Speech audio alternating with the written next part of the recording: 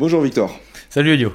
Rebonjour. Rebonjour, comment ça va? Ça va super bien, je suis très content d'être là. Ouais, c'est vrai, t'as un grand sourire sur ton visage. C'est ça. Ça se voit. Bon, alors, rapidement, présente-toi. Alors, moi je m'appelle Victor, ça fait pas mal de temps qu'on se connaît d'ailleurs, et on s'est rencontrés en gros avec mes deux passions. Alors pour préciser, moi ça fait 4 ans que je suis en Suisse à l'EPFL en études d'ingénieur, et quand je suis arrivé, la première chose que j'ai fait c'est de trouver une salle de sport parce que je faisais de la gym en haut niveau. Ça faisait 12 ans que je faisais de la gym et je voulais pas m'arrêter en si bon chemin.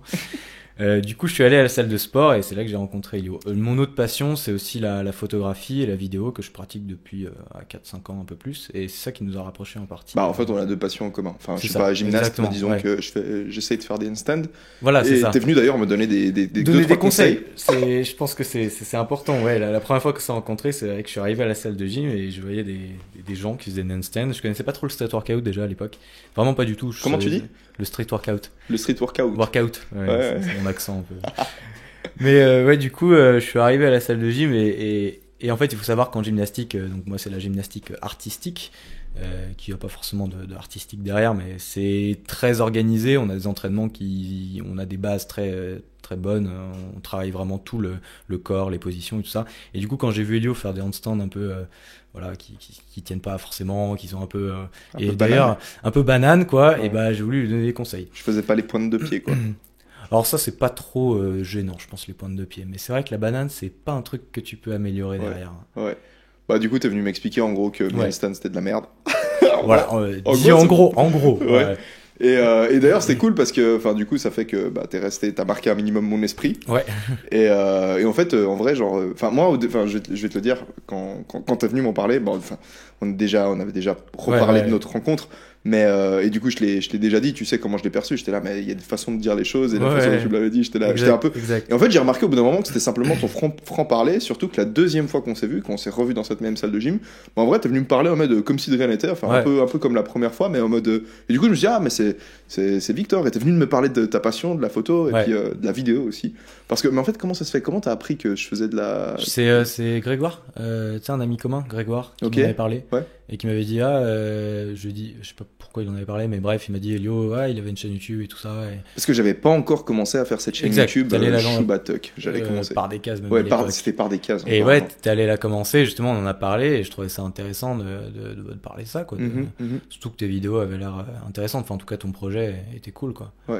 Peut-être j'avais déjà sorti la première en fait, non? Ou Il bien. me semble, peut-être, je sais plus. Je me souviens des vidéos qu'on avait fait au Rolex, c'était assez sympathique, ouais. ça. On avait bien rigolé. Putain, ouais, je me souviens aussi. Mais du coup, en fait, on avait ces deux passions, donc Ouais. le sport et la photo vidéo, enfin toute la Mhm. création de contenu de manière générale, qui nous ont rapprochés assez rapidement. On a bossé sur plein de projets ensemble. On a bossé sur du contenu Insta, du contenu. Est-ce qu'on a fait du contenu YouTube qui a été publié? Oui, bien sûr. Genre lesquels? La vidéo du Rolex, où on s'est filmé Ah, au mais Rolex en fait, et la on toute disait première- n'importe Ah, quoi. mais non, mais la toute première vidéo que j'ai postée sur ma chaîne, sur le street workout, l'hyperlapse qu'on avait fait Ah oui, ça à aussi. partir de, Exact. à partir de l'EPFL jusqu'au parc de Oh, Chaudron. ouais, c'était long, ça. Ouh là là. On avait pris combien de photos? J'en sais rien, mais C'était incroyable. On avait quand même centaines fait de un photos. hyperlapse. Alors, un Ouais. hyperlapse, je sais pas si on va expliquer un peu ce que c'est. C'est comme un timelapse, mais en avançant, en fait. Ouais. Donc, Donc on a timelapse, cette c'est tu évolution. poses ton appareil Voilà. à un endroit. L'hyperlapse, on avance. Et on a quand même fait un hyperlapse, pour ceux qui connaissent un peu Lausanne, de l'EPFL jusqu'au centre-ville. Donc, c'est à peu près 2 km, quoi. Bon, on a pris le métro. On a pris le métro, bien sûr, mais dans l'idée, c'est quand même, voilà, je pense que c'est l'un des hyperlapses les plus longs du monde. Ouais. je sais pas, Non, mais mais je me souviens en tout cas, mais c'était cool. En tout cas, ça donnait un bon rendu, ça a Ouais. ajouté une petite touche artistique à la photo. Et ça, c'est le truc, en fait, à chaque fois qu'on a voulu collaborer sur des projets, t'as toujours eu cette fibre, genre ultra artistique, à vouloir toujours tenter un truc de nouveau. Ouais. Et ça, clairement, c'est un truc que t'as voulu faire. Et d'ailleurs, sur ton compte Instagram de l'époque, ça se reflétait à fond. Ouais. Dans le sens où t'avais un Instagram qui partait dans tous les sens, parce que t'avais Ouais. envie d'expérimenter tous les styles. Complètement fouillé. Clairement, c'était. Et moi, en fait, la pensée à l'époque, c'était vraiment. Enfin, même toujours aujourd'hui, mais c'était j'ai pas envie de me reposer sur mes lauriers. Si je fais de la photo portrait, j'ai envie aussi d'essayer la photo d'architecture, de la photo de paysage. Et en fait, finalement, ce qui comptait plus, c'était quelle idée je veux transmettre. Puis l'idée, on peut la transmettre avec plein de supports. Moi, je voulais rester sur la photo, mais dans la photo, il y a plein aussi de types de photos. Et du coup, on peut utiliser tous les types pour transmettre n'importe quelle idée. Ouais, mais c'est marrant parce que t'as quand même beaucoup de photographes, si tu suis les photographes sur Instagram, qui décident de faire de la photo toujours à la golden hour, de la photo Ouais. toujours de montagne, de la photo toujours d'animaux, toujours de la photo d'architecture. Bien sûr. Et au final, quelque part, bah, comme je le disais à l'époque, c'est dans le code d'Instagram, Ouais. dans les codes d'Instagram, c'est ce qu'il faut faire si tu as envie que les gens ils s'abonnent à ton compte, parce que les gens ont envie de arriver sur le compte Instagram de Victor et de voir et de se dire ah mais ça c'est le style de Victor, c'est ce que Victor fait. Et toi Ouais. t'as tellement tous les styles à la fois que c'est compliqué, c'est sûr. ouais que C'est c'est sûr. compliqué. Après, moi, j'avais dans cette idée-là, en tout cas, après, moi, c'est personnel. Moi, on en a parlé tout à l'heure. Le compte Instagram, ça me sert de diary un peu, enfin de. Ah, De quoi de je sais- dire non, mais de diary. Ah de genre de Journal intime. Voilà, ouais, enfin, journal, ok. pas intime, du coup, mais genre, ouais, journal. J'ai compris de diarrhée. Ouais. Ah, putain, mon Ok. anglais était à refaire. Bref, Ouais, t'es donc français, mon français aussi. Non, non, j'ai dit t'es français. C'est pas Donc, vrai. rien à voir. Mais bon, bref, ça sert de journal, ça sert d'endroit où je peux mettre mes photos, les garder un peu à l'avenir, même si elles sont organisées quand même sur mon ordinateur. Mais dans Ouais. l'idée, ça me sert à structurer ce que je fais, quoi. À créer un tabloïd, quoi. Tabloïd aussi, un mot, ça marche. Bah, je vois l'idée, quoi. Enfin, pour moi, tabloïd, c'est tableau et puis tableau bizarre. C'est comme ça. Tabloïd, ouais. Non, je vois. D'accord, donc bref, l'idée c'était ça. Et donc pour moi, clairement, l'idée c'était de faire des photos complètement différentes parce que j'avais envie d'expérimenter, j'avais envie de faire des trucs différents qui Mais me c'est comme challenge. c'est en gros comme si t'imaginais aujourd'hui, enfin pas ça c'était sur Instagram, mais aujourd'hui t'imagines un YouTuber qui un jour fait une photo, enfin un jour fait une vidéo où il fait du jardinage, Ouais. et le lendemain il fait une vidéo où il montre, j'en sais rien, il fait Ouais. du sport, l'autre jour il fait de l'électronique, et un autre jour il fait une vidéo où il chante. Ouais, mais tu vois, paradoxalement, il y a des chaînes YouTube qui arrivent à avoir cette range de possibilités et de thèmes abordés, par exemple les chaînes de top. Alors, pas toutes, mais tu vois ce que je veux dire. Les gens ok. qui vont faire des documentaires et tout ça, ils peuvent s'intéresser à tout. Et donc, peut-être, c'est des gens, ils veulent s'intéresser à tout. Et ils ont trouvé le support et la façon de faire qui leur permet de faire ça, sans pour autant que ce soit fouillé et mal vu. Tu vois ce que je veux dire? Ok, mais genre quand c'est des chaînes de documentaires, t'as quand même une équipe de prod derrière, et puis c'est de la prod, enfin, un documentaire, tu vois, même même si les documentaires vont être sur des sujets ultra variés, t'auras toujours quand même, disons, peut-être la même voix off, ou le même type d'image, Bien sûr. donc t'as quand même... Et je pense, en vrai, tu vois, genre, je pense que... Je sais pas comment, en vrai, j'imagine que c'est parce que c'est des grosses productions qu'ils arrivent à... Ça dépend les niveaux, ça dépend quelles chaînes, mais après, il y a d'autres façons aussi, je pense, de faire du différent comme ça, rien que, par exemple, les podcasts, tu vois. Ouais. Tu peux parler plein de choses. Ouais, mais il y a quand même le podcast qui est en commun. Si tu y a quand même Oui, le... bien sûr, mais ça, c'est le support, ça, c'est la forme. Ouais. Le fond, il peut varier complètement. Ouais. Enfin, après, ça dépend comment la Non, c'est communauté vrai. l'accepte. C'est vrai, au final. Mais ouais, je pense, ce qu'on disait tout à l'heure, je pense que la forme, finalement, t'as des formes qui te permettent d'être plus large sur ce que tu peux aborder. Et au ce que final, tu peux la faire. photo, complètement. Et la photo complètement, la photo, ça te Mhm. permet de faire plein de choses. Alors après, est-ce que, comme tu dis sur Instagram, est-ce que c'est les codes à appliquer? Oui et non, En fait, je sais pas. je pense que j'arrive à mettre le doigt sur un truc. Je me dis que Instagram, c'est un réseau social qui fonctionne pour la photo, Ouais. mais qui est vraiment façonné pour le grand public. Ouais. Et le grand public s'y connaît pas très bien en photo. Mais le grand public, tu lui montres que des photos de sunset, il est capable en fait de kiffer le sunset, la golden hour, Ouais. le coucher de soleil, tu vois, il est capable d'aimer ça. Par contre, genre ouvrir le grand public, enfin la personne lambda, le profane moyen, Ouais. à tous les styles de photos, ça va être compliqué. Il faut vraiment un passionné de photo. Alors, Donc, au final, après, paradoxalement, moi je connais des comptes Instagram qui font par exemple de la photo de rue, que je pratique aussi, et la photo de rue. alors ça, faudra qu'on en parle. Ouais, clairement. Mais tu vois, des comptes Instagram qui font de la photo de rue, qui est un style de photo qui est quand même assez particulier, qui marche très bien. Mhm. Et en fait, Ouais, c'est. mais la photo de rue, ils font quand même que, ils font que de la photo de rue ou... Ouais, ils font que de la photo de rue, mais comme je disais, tu vois, le type de photo, type photo de rue, ça te permet d'aborder plein de thèmes. Ça te permet de vraiment. C'est plus large peut-être que le paysage, parce que le paysage, déjà, c'est difficile d'aller partout pour faire des photos complètement différentes. Ouais. Donc forcément, si tu restes dans une même région, bah, tu vas peut-être te faire chier au bout d'un moment. Mhm. Alors que la photo de rue, techniquement, donc je vais essayer de décrire un peu ce que c'est. La photo de rue, c'est vraiment juste prendre la société, les gens dans l'espace urbain. Que ce soit urbain ou, enfin, en fait, toute la société, quoi. Tous les gens, dès qu'une personne fait quelque chose, ça peut être de la photo de rue. Donc finalement, prendre quelqu'un qui va faire ses courses, prendre quelqu'un qui va marcher dans la rue, qui est pressé pour aller au travail. L'idée, c'est d'aller peut-être Donc aucune mise en scène. Aucune mise en scène. Oui, si c'est une mise en scène, c'est plus de la photo de rue. Et s'il y a personne sur la Si photo, c'est une mise en pas... scène en rue. Pardon, genre, mais si genre c'est débile comme question peut-être, mais genre comment ça s'appelle le type de photo si par exemple tu me prends en photo Ouais. en train de marcher dans la rue, mais Parce que je sais que tu me prends en Je photo. pense que ce serait une sorte de portrait, ouais, c'est un peu un portrait. Ouais. Ok. Après, si t'es loin, ouais, de la photo de voyage, un peu, je sais pas, ça dépend. Ok. Il y aurait pas forcément de nom pour ce type de photo. D'accord. Ouais. Parce que la photo de rue, c'est vraiment pas de mise en scène. Et voilà, l'idée, c'est de saisir un instant dans la société, tout tout simplement. Et genre ça, parce qu'on en parlait avant, en fait, quand t'es arrivé, genre justement tout à l'heure, enfin pour la petite histoire, j'étais en train de faire un live sur YouTube et j'étais censé aller te chercher à l'arrêt de bus et les gens du live ils me disaient ouais non on va pas le chercher, on s'en fout. Pas très sympa d'ailleurs, parce que j'ai attendu un peu. Mais au final du coup je suis venu te chercher, on a commencé à discuter, on a parlé de la photo de rue et là moi il y a un truc qui m'interpelle un petit peu quand même, c'est que tu m'as parlé d'un photographe de rue, comment il s'appelait déjà dans les années 60? Ouais, Robert Frank. Robert Frank, lui, c'est un des précurseurs de la photo. C'est l'un des premiers, oui, on va dire, qui a popularisé le style et la façon de faire de Robert Frank. Ce que je disais, qu'il y avait deux façons de faire un peu de la photo de rue, enfin deux peut-être plus, mais en tout cas, moi j'en vois deux. Robert Frank, c'était vraiment, je me balade dans la rue, je suis constamment en mouvement et dès qu'il se passe quelque chose, je le prends en photo. Du coup, en fait, tu perds le cadrage, en fait. Enfin, tu perds. C'est-à-dire que les photos de Robert Frank sont pas connues pour être bien cadrées, mais il saisit des instants que toi, tu verrais vraiment en un centième de seconde quand tu te balades dans la rue. C'est des choses qui arrivent tellement autour de toi et complexes que il faut juste vraiment passer devant. En fait, tu les regardes pas. En fait, genre, enfin, tu les réalises, exactement, tu les remarques pas. C'est ça. Et c'est là où c'est intéressant, c'est que la photo va vraiment montrer quelque chose que finalement les gens ne voient pas. En tout cas, c'est tellement intégré dans le développement, dans ce qui se passe dans leur journée que finalement ils le remarquent pas. Et c'est mis en lumière grâce à la photo. Et aussi parce qu'en fait, vu qu'ils ont aucun, disons que, genre, je sais pas le type de photo que faisait Robert Frank, mais j'imagine qu'il serait tout à fait capable de prendre une photo d'un mec en train de bouffer son sandwich assis sur un banc d'appart. C'est vraiment ça.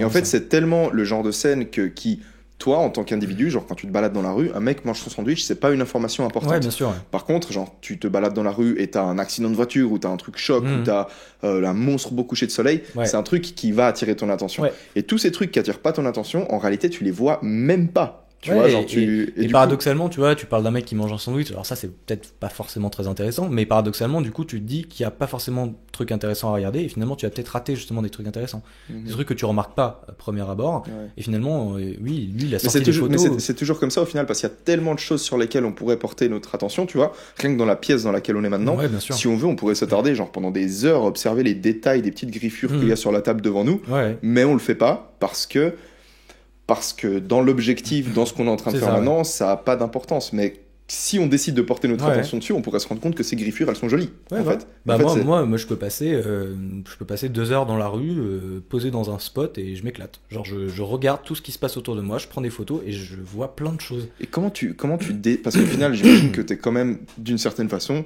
biaisé. C'est pas complètement aléatoire. Genre, dans le sens où t'es dans la rue, il y a un truc où tu te dis ça c'est le genre de truc que personne prendra en photo et du coup genre je vais essayer d'immortaliser cet instant là, mais vu que toi tu poses ton attention dessus, quelque part c'est quand même un truc qui est digne d'intérêt, tu vois ce que je veux dire? Oui, bien sûr. Ou est-ce que t'as une façon complètement aléatoire de choisir ce que tu vas prendre en photo? Alors moi, la façon dont je fais les photos, c'est un peu la deuxième façon de faire de la photo de rue, c'est déjà je choisis mon cadre. Parce que j'aime bien utiliser tout l'environnement qu'il y a autour. Alors ça peut être un environnement constitué de personnes. Si par exemple tu as une foule et que tu cherches quelqu'un qui va popper, quelqu'un qui est habillé en rouge, bah voilà, ça peut être quelque chose. Mais ça peut être aussi clairement de la pierre, enfin des bâtiments et un cadrage, une lumière, je sais pas. Et du coup je me pose et j'attends qu'il se passe quelque chose. Et du coup à ce moment-là, t'attends que les gens y passent, t'essaies de peut-être améliorer un peu ton cadrage, ton point de vue. Et c'est une question de point de vue. Et finalement c'est intéressant d'arriver dans un endroit où il se passe pas forcément quelque chose quand t'arrives, et tu dis, s'il se passe quelque chose, ça peut être bien. Et du coup, t'as toute l'imagination qui se met en place, et donc là, c'est là où finalement le photographe va donner sa patte dans la photo, parce que oui, forcément, le point de vue, il est biaisé. C'est monstre intéressant, j'ai plein de questions, et du coup, peut-être je vais commencer par eux. On dirait, déjà, ça m'a fait penser, c'était un peu comme un photographe animalier pour humain. Oui. C'est un peu la description qu'on pourrait donner, c'est un peu rabaissant, mais oui. non, je sais pas si c'est rabaissant, non, c'est... Mais au final, genre, la question que j'ai, c'est le mec Robert Frank, du coup, qui faisait ses photos dans les années 60, il les faisait à une époque quand même qui est relativement différente de l'époque actuelle, au sens de protection de la vie privée. Tu vois, aujourd'hui, on a énormément d'accent qui est mis sur la protection des données. J'ai pas envie d'être filmé, j'ai pas envie qu'on sache ce que je suis en train de faire, etc. Et toi, du coup, qui te poses dans un environnement public et qui va, sans demander l'autorisation des personnes, les prendre en photo, ça t'est déjà arrivé, genre des moments où... Alors ça m'est déjà arrivé qu'on essaie de me casser la gueule, oui, une fois, en sortant de chez moi, à 50 mètres de chez moi. Le pire, c'est que je voulais même pas forcément prendre le gars en photo, je voulais prendre l'arrêt de bus sur lequel il était assis, et le gars, parce qu'il y avait une lumière stylée, ça faisait un style un peu vintage et tout ça, et j'étais à 30 mètres du gars, genre, lui il était de l'autre côté de la route et tout, je prends mon appareil, je lève, j'essaye une photo, et même pas je la prends pas parce que je regarde directement et je vois en fait que c'est pas bien. Et le mec, 2 minutes plus tard, il se lève, il commence à vouloir me casser la gueule. Ouais. Et, Mais il t'a demandé d'abord. et Genre, bah, il m'a dit, oh, tu fais quoi? Et je lui ai dit, ah non, t'inquiète, je prends juste l'arrêt de bus. Alors, j'aurais peut-être pas dû dire ça, mais c'était Ouais. peut-être mal dit. Mais bon, bref, le mec a essayé un peu. Après, on s'est barré. Mais il y avait pas, finalement, il y avait pas trop de problèmes. C'est Ok. juste que, ouais, c'était un peu n'importe quoi, en effet. Parce qu'il se passe quoi du coup si tu prends. Ouais, du coup, genre, j'imagine si la personne elle vient directement vers toi et elle te dit, Ouais, euh, espérons de manière courtoise ouais, bien qu'elle a sûr. pas envie que tu sois sur la photo, bah j'imagine que tu l'effaces. Oui, ça, ouais. Mais si une personne ne vient pas te le dire, la photo elle est quand même publiée sur internet au Ouais, final. alors en fait, si tu veux, il faut partir on va dire, du droit idéal, on va dire de l'éthique, on va dire de la morale. À la base, pour moi, en tout cas, c'est mon avis. Après, je vais essayer d'expliquer ce qui est légalement correct aujourd'hui. Mon avis, c'est que techniquement, si t'es dans la rue, tout le monde te regarde, t'es dans l'espace public, ton image, c'est pas qu'elle t'appartient plus, c'est que, bon, déjà en plus, si tu marches dans la rue, ça va pas être très préjudiciable pour toi, mais ton image, c'est pas qu'elle t'appartient plus, mais c'est que c'est pas grave si tu passes devant un bâtiment et qu'on te prend en photo. Légalement, ce qui est dit, c'est que tant que la photo, elle est pas préjudiciable et que tu peux pas prouver que ça t'a fait du tort, en fait, Mhm. c'est la liberté d'expression artistique et il n'y a pas de problème, tu passeras tous les procès. Il n'y a aucun problème par rapport à ça. Ok. Donc tu peux prendre. Imagine que genre tu me prennes en photo, genre je Ouais. suis pas au courant, je me balade dans la rue, et tu publies la photo sur internet, sur ton Insta ou n'importe où, Mhm. tu vois, sur un site, et que la photo en vient à gagner un concours, Ouais. et que du coup c'est une photo qui devient monstre populaire dans le milieu Ouais. artistique et peut-être même plus loin, Ouais. au-delà. Moi je peux du coup genre rien faire alors que enfin c'est moi qui suis censé étudier du droit mais j'ai pas fait le droit à l'image et Ouais. encore moins le droit à l'image français, mais Ouais. du coup ça voudrait dire que je pourrais avoir une photo de moi qui Ouais. se retrouve à gagner des prix de la photo, Techniquement, si la photo elle reste dans le monde de l'art et qu'elle n'a pas une valeur commerciale, valeur quelque chose- commerciale, ouais mais en fait enfin, c'est pas ça. de valeur commerciale, si en fait c'est pas une pub, si je m'en sers pas pour Ok. véhiculer une idée politique, que ce soit politique ou commerciale, il y a aucun problème. Si ça reste dans le monde de l'art et que je l'expose dans une galerie d'art et que même je la vends et que je fais de l'argent dessus, mais juste pour l'art, tu peux rien. Techniquement, il y a plein de jurisprudence dessus, parce que la loi est pas bien définie dessus. Après, ils ont utilisé la jurisprudence. Et d'ailleurs, la meilleure histoire à raconter pour ça, c'est que c'était un photographe qui s'appelait Philippe Lorca dans les années 80, je crois. Et alors lui, il a vraiment step up le game parce qu'il a quand même fait des photos à New York avec un zoom, donc il était assez loin, donc comme tu disais, photo animalier, un peu vraiment, il était très Ouais. loin. Et alors lui, en plus de ça, il cachait des flashs dans la rue. Et du coup, les gens passaient et se faisaient flasher. Donc lui, il était à 15 mètres derrière, les flashs étaient juste à côté des passants, mais cachés, je sais pas, dans les recoins des rues. Et les gens étaient flashés et se faisaient prendre en photo, tu vois. Mais genre le flash il avait pour but de quoi? C'était genre Pour éclairer, pour les éclairer. Ouais, Ah, pour ok. éclairer. Les photos sont assez étonnantes parce que c'est pas une lumière que tu vois dans la rue, donc c'est vraiment des photos qui sortent de l'ordinaire. Et alors à un moment, il s'est retrouvé à prendre en photo un juif hassidique de New York. Et les juifs hassidiques de New York, Ouais, c'est quoi?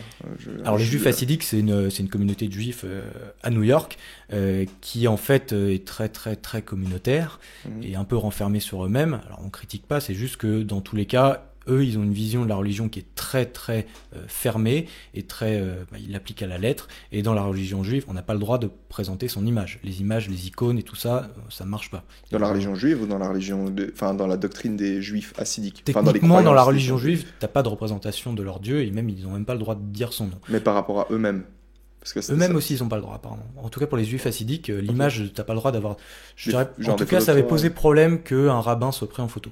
c'était un C'était un rabbin. rabbin, ouais. Ok, bah je peux. je Et à peux ce peut-être moment-là, comprendre, à ce ok. moment-là, ce qui était génial, c'est qu'en fait, il y a eu un procès. Et il faut savoir que les juifs hassidiques, ils ont une communauté d'avocats qui sont réputés comme les mecs, ils te défoncent tous les procès. Ok. Incroyable. Et là, en fait, le photographe a gagné pour le droit en fait artistique, c'est-à-dire que le procès s'est déroulé de manière que l'avocat a dit mais écoutez, le problème c'est que si on refuse cette photo, si on fait gagner le juif hassidique, eh ben c'est 100 ans d'histoire de la photo qu'on va pouvoir remettre en cause. Et du coup, il fallait que le procès soit gagné par le photographe pour pouvoir créer une jurisprudence et pour pouvoir valider et ne pas détruire toute l'histoire qu'il y a eu avant en photo en fait. C'est intéressant et c'est là que tu vois que l'art, enfin j'ai toujours eu cette idée par rapport à l'art, enfin non pas toujours évidemment, mais j'ai de plus en plus cette idée par rapport à l'art. L'art c'est quelque chose qui est important, c'est quelque chose qui Ouais. est crucial au niveau d'une culture, Bien sûr. et c'est vrai qu'on a tendance à dire ah mais des photos, des vidéos, mais quand tu t'intéresses un peu à l'histoire de la philosophie, tu regardes que énormément de philosophes font des discours par rapport à l'art et tu Ouais. commences à comprendre la place de l'art dans la société, à quel point c'est important pour exprimer une culture, la beauté, tu vois, exprimer la beauté des choses. Et du coup, waouh, c'est genre, j'aimerais bien en savoir un petit peu plus sur cette histoire. Je sais pas si t'en sais un peu plus ou si Sur cette histoire ouais, du sur cette photographe. histoire de exactement comment enfin, au niveau Alors, du procès. j'ai pas vraiment vu tout le procès, comment il se déroulait, mais en tout cas, je sais qu'il a été gagné voilà, pour Ok, ce droit d'expression, pour valider, pour éviter d'avoir à mettre à la poubelle 100 ans d'histoire de photo, quoi. ok, Et wow, de façon générale, donc comme je l'ai dit, quand on prend des gens en photo dans la rue, techniquement, il n'y a pas de souci. ok. Mais c'était quand même dans les années 80, cette histoire avec Ouais. le juif hassidique. Ouais. Aujourd'hui, c'est différent. Genre, imagine, tu me prends en photo, la photo, tu la vends. Ouais. Moi, j'imagine que ça me paraîtrait pas si tiré par les cheveux que ça si je me pointais et je disais, ouais, mais écoute, sans moi, Mhm. t'aurais pas pu prendre Ouais. cette photo. Et peut-être que ce que la personne qui t'a acheté la photo a Mhm. aimé dans la photo, Ouais. bah, c'était ma démarche, Ouais. c'était peut-être genre Bien sûr. mes fringues ou j'en sais rien. Et du coup, j'aimerais Ouais. avoir touché une partie Bien du sûr. bénéfice. Ou alors simplement, Ouais. non, tu la dégages cette photo C'est ça. parce que c'est moi. Et Alors la dégager, comme je disais légalement, tant que c'est pas préjudiciable, normalement, tu pourras pas le faire valoir. Mais après, Mais par contre, si par exemple, j'aurais simplement, j'imagine que je pourrais simplement dire, j'aime pas ma tête sur la photo. Je trouve que normalement, mon ça vis- passerait pas, mais je trouve que mon visage sur la photo, il me met Ouais. pas en valeur. J'ai l'air d'un abruti. Ouais. Et genre, après ça se négocie à l'amiable. Hein. Le but, c'est quand même être courtois et être bien sûr, ouais, non, c'est se sûr. vivre en On va société. pas sauter en Et procès. par contre, tu chaque vois, fois. si tu acceptes la photo et que tu veux avoir des rétributions donc au niveau argent après, Mhm. j'ai un exemple pour toi qui pourra te faire réfléchir. C'est quand tu fais un shooting photo avec un modèle. Ouais. Tu vas le faire venir, tu vas le payer parce que le modèle doit jouer, il doit faire l'acteur un peu, Ok. il doit fournir un effort, il doit fournir un travail pour que Ouais. la photo soit réussie. Toi, quand tu es dans la rue et que tu te balades, tu ne travailles pas, enfin tu fais rien, Ok. tu es juste comme ça, tu es, tu vois. Et du coup, la photo, en fait, à part le fait que tu as apporté ta personne, certes, tu as apporté ta personne, mais tu fait aucun effort de Ok. travail Ok. pour réussir la photo. Alors après, forcément, on peut relever que par exemple, oui, si par exemple j'ai pris en photo parce que tu étais ultra musclé, bah tu as fait de la musculation avant, tu as fourni un... Mais tout ça pour dire quand même, pour mettre en relation Je ça, comprends. est-ce Mhm. que finalement t'as participé à la photo ou pas? Je comprends. Et ce qui est drôle, c'est que en vrai, on a cette idée qui est ultra ancrée dans notre société, enfin aujourd'hui, où bah, mon image, elle m'appartient, et si tu me prends en photo dans la rue, j'y suis pour quelque chose. Ouais. Alors que si par exemple, admettons que la photo, elle gagne un concours et tu commences à la vendre et puis tu te fais du fric avec, et que moi, ça arrive, je l'apprends jamais, Ouais. ça change zéro à ma vie. Exactement. Tu vois, genre parce que le fait que tu m'aies pris en photo, ça m'a rien changé. Tu m'as envoyé peut-être des Absolument, photons dessus avec le flash, mais Ouais. c'est pas quelque chose qui va m'impacter. Ouais. Et c'est drôle parce que d'un point de vue concret, tu pourrais très bien me dire, mais mec, qu'est-ce que ça te change? Qu'est-ce Ouais, que ça te ouais. change? Ok. Genre, si pour autant que la photo, imagine, on voit pas mon visage, et puis c'est Mhm. juste de dos, et puis bah voilà, écoute, Alors ouais, on déjà, n'arrive même déjà, pas à te reconnaître. à partir du moment où t'es de dos et qu'on te reconnaît pas, là, il y a Ouais. aucun procès. Ouais, qui ça peut- serait dur à- ça absolument, serait dur à- Zéro, zéro. Dur à plaider. Ouais. Mais finalement, en fait, on a juste à se poser la question, est-ce que ça fait du mal? Est-ce que finalement, faire une photo comme ça d'un quelqu'un qu'on reconnaît, la vendre et la publier de façon artistique, est-ce que ça fait du mal? Si c'est pas préjudiciable, si la personne, et même où elle le sait ou elle le sait pas, mais finalement... Mec, c'est la notion de... Alors de oui, est-ce que ça fait du mal, oui, c'est un peu c'est propre complexe. à chacun, tu vois. Oui, Genre, il y bien a sûr, peut-être quelqu'un, bien sûr. ça lui plaît pas, tout Ouais, bien simplement, et C'est pour ça que je dis qu'il faut, voilà, faut régler ça à l'amiable, Ouais, de façon, idéalement, voilà, après ça. si la machine est déjà lancée, qu'elle a déjà été publiée, exposée et tout, c'est plus compliqué. Ouais. Mais techniquement, pour l'instant, ça pose pas... c'est intéressant. vraiment Je de trouve, problème. je trouve monstre intéressant. Et pas parce qu'on a toujours, bah, peut-être pour prendre à ratisser un peu plus large, histoire que ça parle peut-être à d'autres personnes aussi. Ouais. C'est quand même assez courant, par exemple, que t'es en soirée ou t'es genre simplement dehors en train de faire du sport avec des potes ou n'importe quoi et tu Ouais. sors ton téléphone pour faire une story Ouais. et t'as des gens qui vont se retrouver sur la story qui ont pas demandé à être dessus, qui Bien ça sûr. se trouve, bah, s'ils avaient le choix, ils préféreraient ne pas être dessus parce que peut-être qu'ils ont l'air de, je sais pas, peut-être simplement ils aiment pas la façon Ouais. dont ils étaient habillés genre ce jour-là et ils auraient pas envie de se retrouver sur internet. De nouveau, tu vois, ça c'est des questions et c'est drôle, tu vois, parce que genre moi je me souviens, tu vois, toi et moi, on a plus ou moins le même âge, on a vu la story arriver. Ouais, Genre, on a ouais. vécu avant les stories, donc C'est on vrai. sait comment c'était. Moi, je me souviens très bien. Les premières fois que j'ai vu des gens faire des stories sur Snapchat, et les premières fois que j'ai eu des membres, enfin, genre mes sœurs, qui filmaient une story pour Snapchat, moi, ça Ouais. me faisait bizarre, tu vois. Ouais. J'étais là, mais en gros, tu sors ton téléphone, tu vas me filmer et je vais me retrouver, genre, Ouais. sans avoir de contrôle C'est sur ça. mon image, je vais me retrouver sur Internet. Exactement, Tu vois. exactement. Et aujourd'hui, c'est tellement intégré dans notre Mhm. société, on est tellement habitué à ce truc que tu vas jamais genre t'attendre après avoir fait une story, avoir un gars qui vienne et qui me dit ah mais tu m'as mis dans ta story mais Ouais. j'étais pas d'accord. Et après tu lui dis mais non mais c'était pas toi que je filmais mon pote qui est là. Non mais Oui. je suis derrière. Ouais, c'est ça. Alors que que quelque part, tu pourrais. C'est marrant d'avoir ce droit sur. Ouais, mais en toi, fait, tu vois, quelque finalement, si on reprend la base, quand tu fais une story, toi, tu arrives en soirée. Il y Ouais. a 30 personnes à la soirée. Les 30 personnes, elles peuvent te voir. Elles peuvent voir ce que tu fais. Alors, Ouais. elles vont pas l'enregistrer. Le problème avec la story ou la photo, c'est que c'est marqué. C'est indélébile. Internet, dès que tu Ouais. publies un truc, c'est indélébile. Mais il n'empêche qu'en soi, ton image était déjà présente. Il y a déjà des gens qui t'ont vu. Ouais. À part le fait qu'il est pas enregistré, c'est pas vraiment différent. Alors, Mais il y a t'as ce peut-être côté choisi indélébile. quelque part, t'as peut-être choisi, tu t'es dit, il y a une soirée, c'est peut-être une soirée privée où c'est que des gens que tu connais, T'as un ou alors contrôle. même s'il y a des gens que tu connais pas, tu sais que c'est une soirée où il y a 30 personnes qui vont te voir. Mais peut-être si Exactement. le mec qui fait une story, ben, c'est un mec qui a une Ouais. certaine influence sur Instagram, C'est ça. peut-être que tu t'attendais pas forcément en allant à ta soirée, même si c'est 45, 50, 60 personnes que tu connaissais pas forcément, Ouais. tu t'attendais quand même pas À te à retrouver ce sur un qu'il y ait compte à 10 000 80 000. personnes. Ouais, c'est ça. Exactement, ouais. Ouais, exactement, exactement. Et peut-être que si tu l'avais su, t'aurais peut-être. J'en sais Ouais. rien, tu serais peut-être pas venu, ou alors Bon, alors après, c'est même au-delà de ça, c'est plus la question de la story. Je trouve qu'au final, c'est vrai que faire des stories sur tout et n'importe quoi tout le temps, documenter sa vie, si en plus de ça, tu mets des gens qui n'ont pas forcément demandé à être, Ouais. oui, là, c'est un problème. Mais après, c'est plus la personne qui le fait qui devrait se remettre en cause. Mhm. Enfin, forcément, dans tous les cas, c'est elle qui se remet en cause. La question, c'est est-ce que c'est nécessaire de passer tout son temps à filmer et à mettre sur Instagram? Ouais. Ça, c'est une très bonne question. On en parlait d'ailleurs avec, Ouais.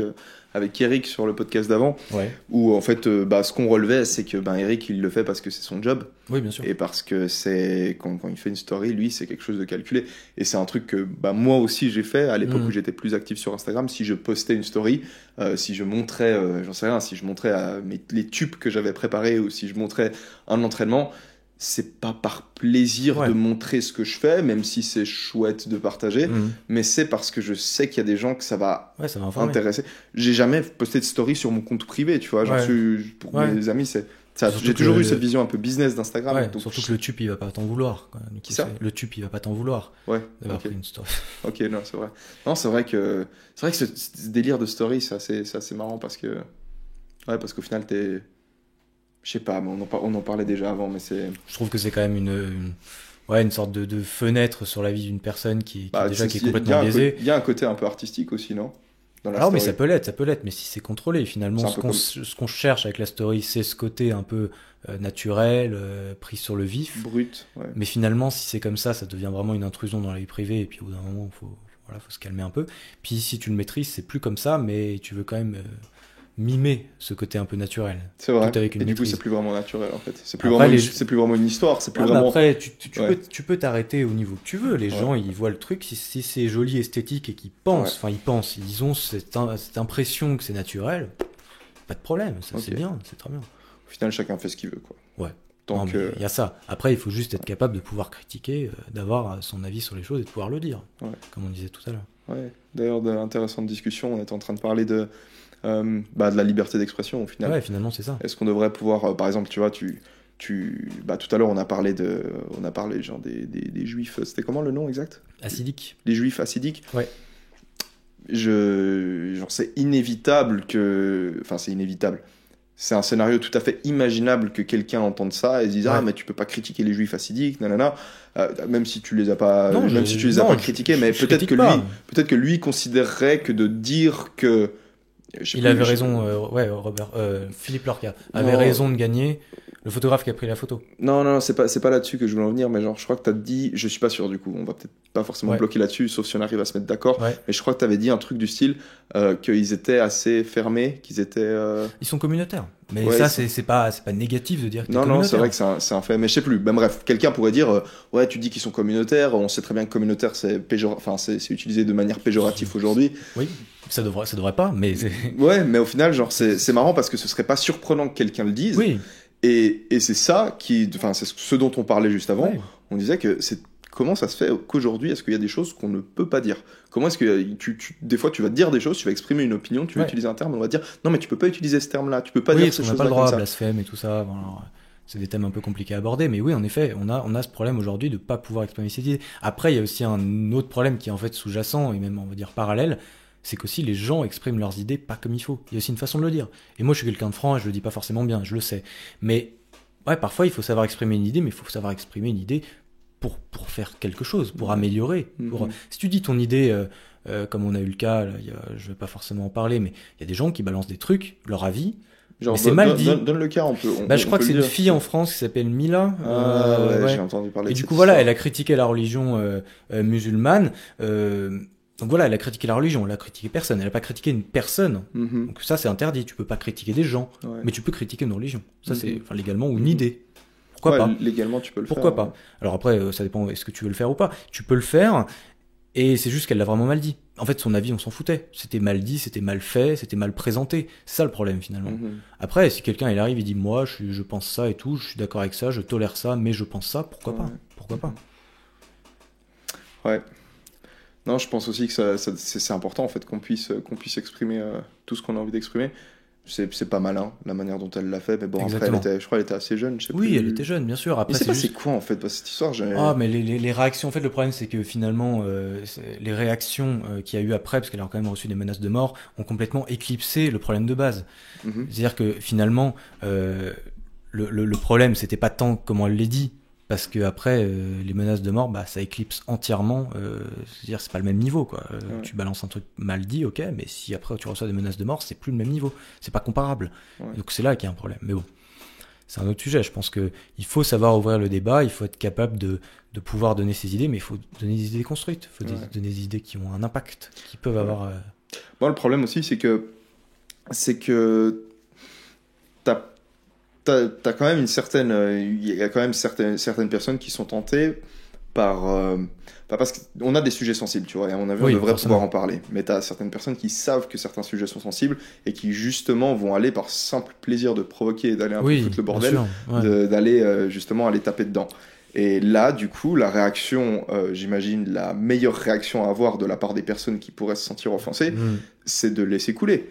Oui, bien C'est sûr. parce que tu peux, enfin, Il y a des personnes qui sont aptes au débat, Ouais. il y a des personnes qui ne le sont pas. Après, enfin, des personnes, même, je dirais pas même pas des personnes, il y a des moments, il y a des instants, il y a des personnes où tu peux débattre, où tu peux en Mhm. parler, il y en a qui s'en foutent. je crois qu'il y a des sujets sur lesquels toi et moi, enfin, est-ce que tu as une idée d'un sujet sur lequel toi et moi on n'est absolument pas d'accord? Euh, Je pense qu'il y en a, mais en fait, on arriverait à en débattre et ça Tu nous crois? apporterait Vas-y, l'un on teste. l'autre. Je sais pas. Bah, par exemple, tu vois, moi, le street workout, comme on dit. Je sais pas, par exemple, moi, le culte du corps, Ouais. je Qu'est-ce que t'entends par le culte du corps? Bah, le fait de vouloir se développer personnellement sur l'apparence du corps et tout, je comprends pas forcément. Tu vois. D'accord. Mais après, c'est parce que je suis biaisé, parce que j'ai fait de la gym depuis que je suis gamin, tout le temps comme ça. Mhm. J'ai pas eu de problème. Tu vois, je suis pas gros, j'ai pas de problème d'alimentation, Ouais. je bouffe énormément et je grossis pas. Donc en fait, je Là, suis en déjà fait, à l'aise on dans serait mon pas- corps, Ouais. donc j'ai pas besoin de l'améliorer comme je peux J'entends. voir que les gens qui le font. J'entends, mais au final, on n'est pas d'accord là-dessus parce que moi, quelque part, ça me dérange pas que tu le comprennes pas. Non, Parce c'est pas que je le c'est- comprends pas. Moi, j'aimerais bien le comprendre. C'est pas. Mais je pense que le- tu peux- je le je pense qu'au comprends. final, tu bien peux sûr, le je comprendre, le bien sûr. comprends. Ouais, je le en comprends. plus. C'est juste que, par exemple, de développer juste son corps pour seulement l'apparence. Mais tu comprends pas ça? Bah en fait, je me dis que ça peut aller de pair avec des performances, Mhm. ce qui est sûrement le cas pour la plupart des gens. Mhm. Mais si c'est juste pour l'apparence, c'est-à-dire que par exemple comment ça s'appelle, le bodybuilding, Ouais, pas la voilà, musculation, quoi. la musculation, Des mecs qui vont bodybuilding, faire de la muscu. ça vraiment, je sais pas parce que finalement ton corps, il te C'est sert. c'est trop cool de discuter de ça parce que je suis sûr qu'il y a beaucoup de personnes qui nous écoutent Ouais. qui au fond de la musculation ou du sport et du coup c'est hyper intéressant de parler Ouais. de ça. Mais moi, je le critique pas. Et chacun fait ce qu'il veut et je trouve ça super. C'est juste que je sais pas, moi personnellement, si je me développais, j'avais des muscles, j'étais hyper musclé et tout, ce qui est déjà le cas d'ailleurs. Ouais. Non, t'es Non. balèze. T'as une Mais planche. du coup, genre, T'as une ouais, full planche, j'ai toi, une ou une planche. stradale? J'ai une full planche. Ah. La full planche, ouais, je sais pas pourquoi elle est Ouais. un peu vacillante, tu vois. Ouais.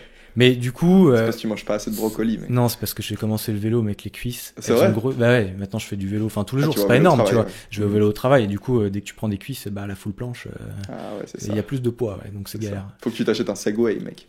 Ouais, c'est ça. Ouais, j'aurais Tu pas- fasses tout en. Tu peux même te faire amputer de. Je sais pas, tu peux te couper, te limer sur les Ouais, pieds. c'est ça un peu pour enlever du poids.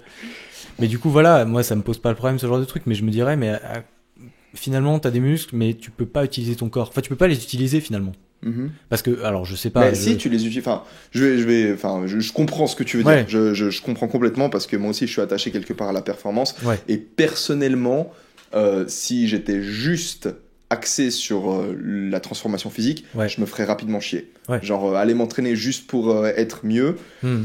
Peut-être que enfin non, je l'ai fait. Tu vois, je l'ai fait à une période de ma vie où j'étais absolument mal à l'aise dans mon corps et où j'étais mal à l'aise avec les filles aussi, et Ouais. j'avais mes petites hormones qui commençaient à arriver, et je sentais que il fallait que je plaise aux filles, et puis je disais, ok, qu'est-ce qui fait que je plais enfin, qu'est-ce qui fait qu'une fille me plaît?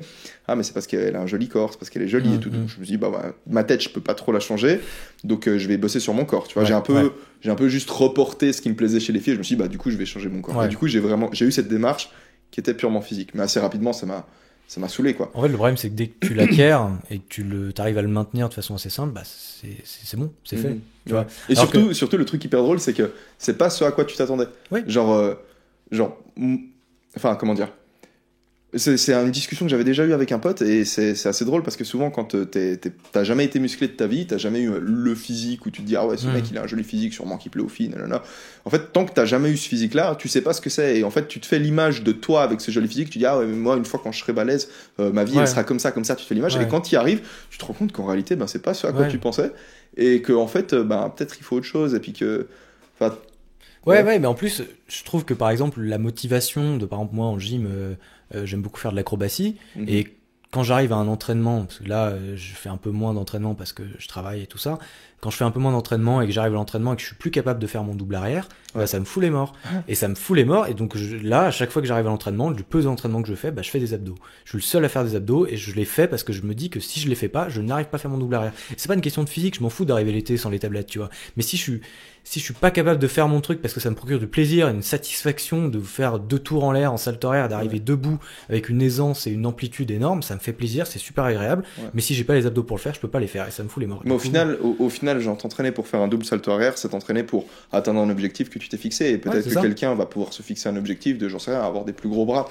Et Oui. c'est peut-être un objectif qu'on arrive moins à comprendre parce qu'on se dit, ouais, c'est chiant comme objectif. Mais au Non, final, mais c'est des ouais, mais des le problème, couleurs. j'ai l'impression Non. que l'objectif il est final parce que à partir du moment où ton corps il est esthétiquement correct, Mhm. qu'est-ce que tu fais après?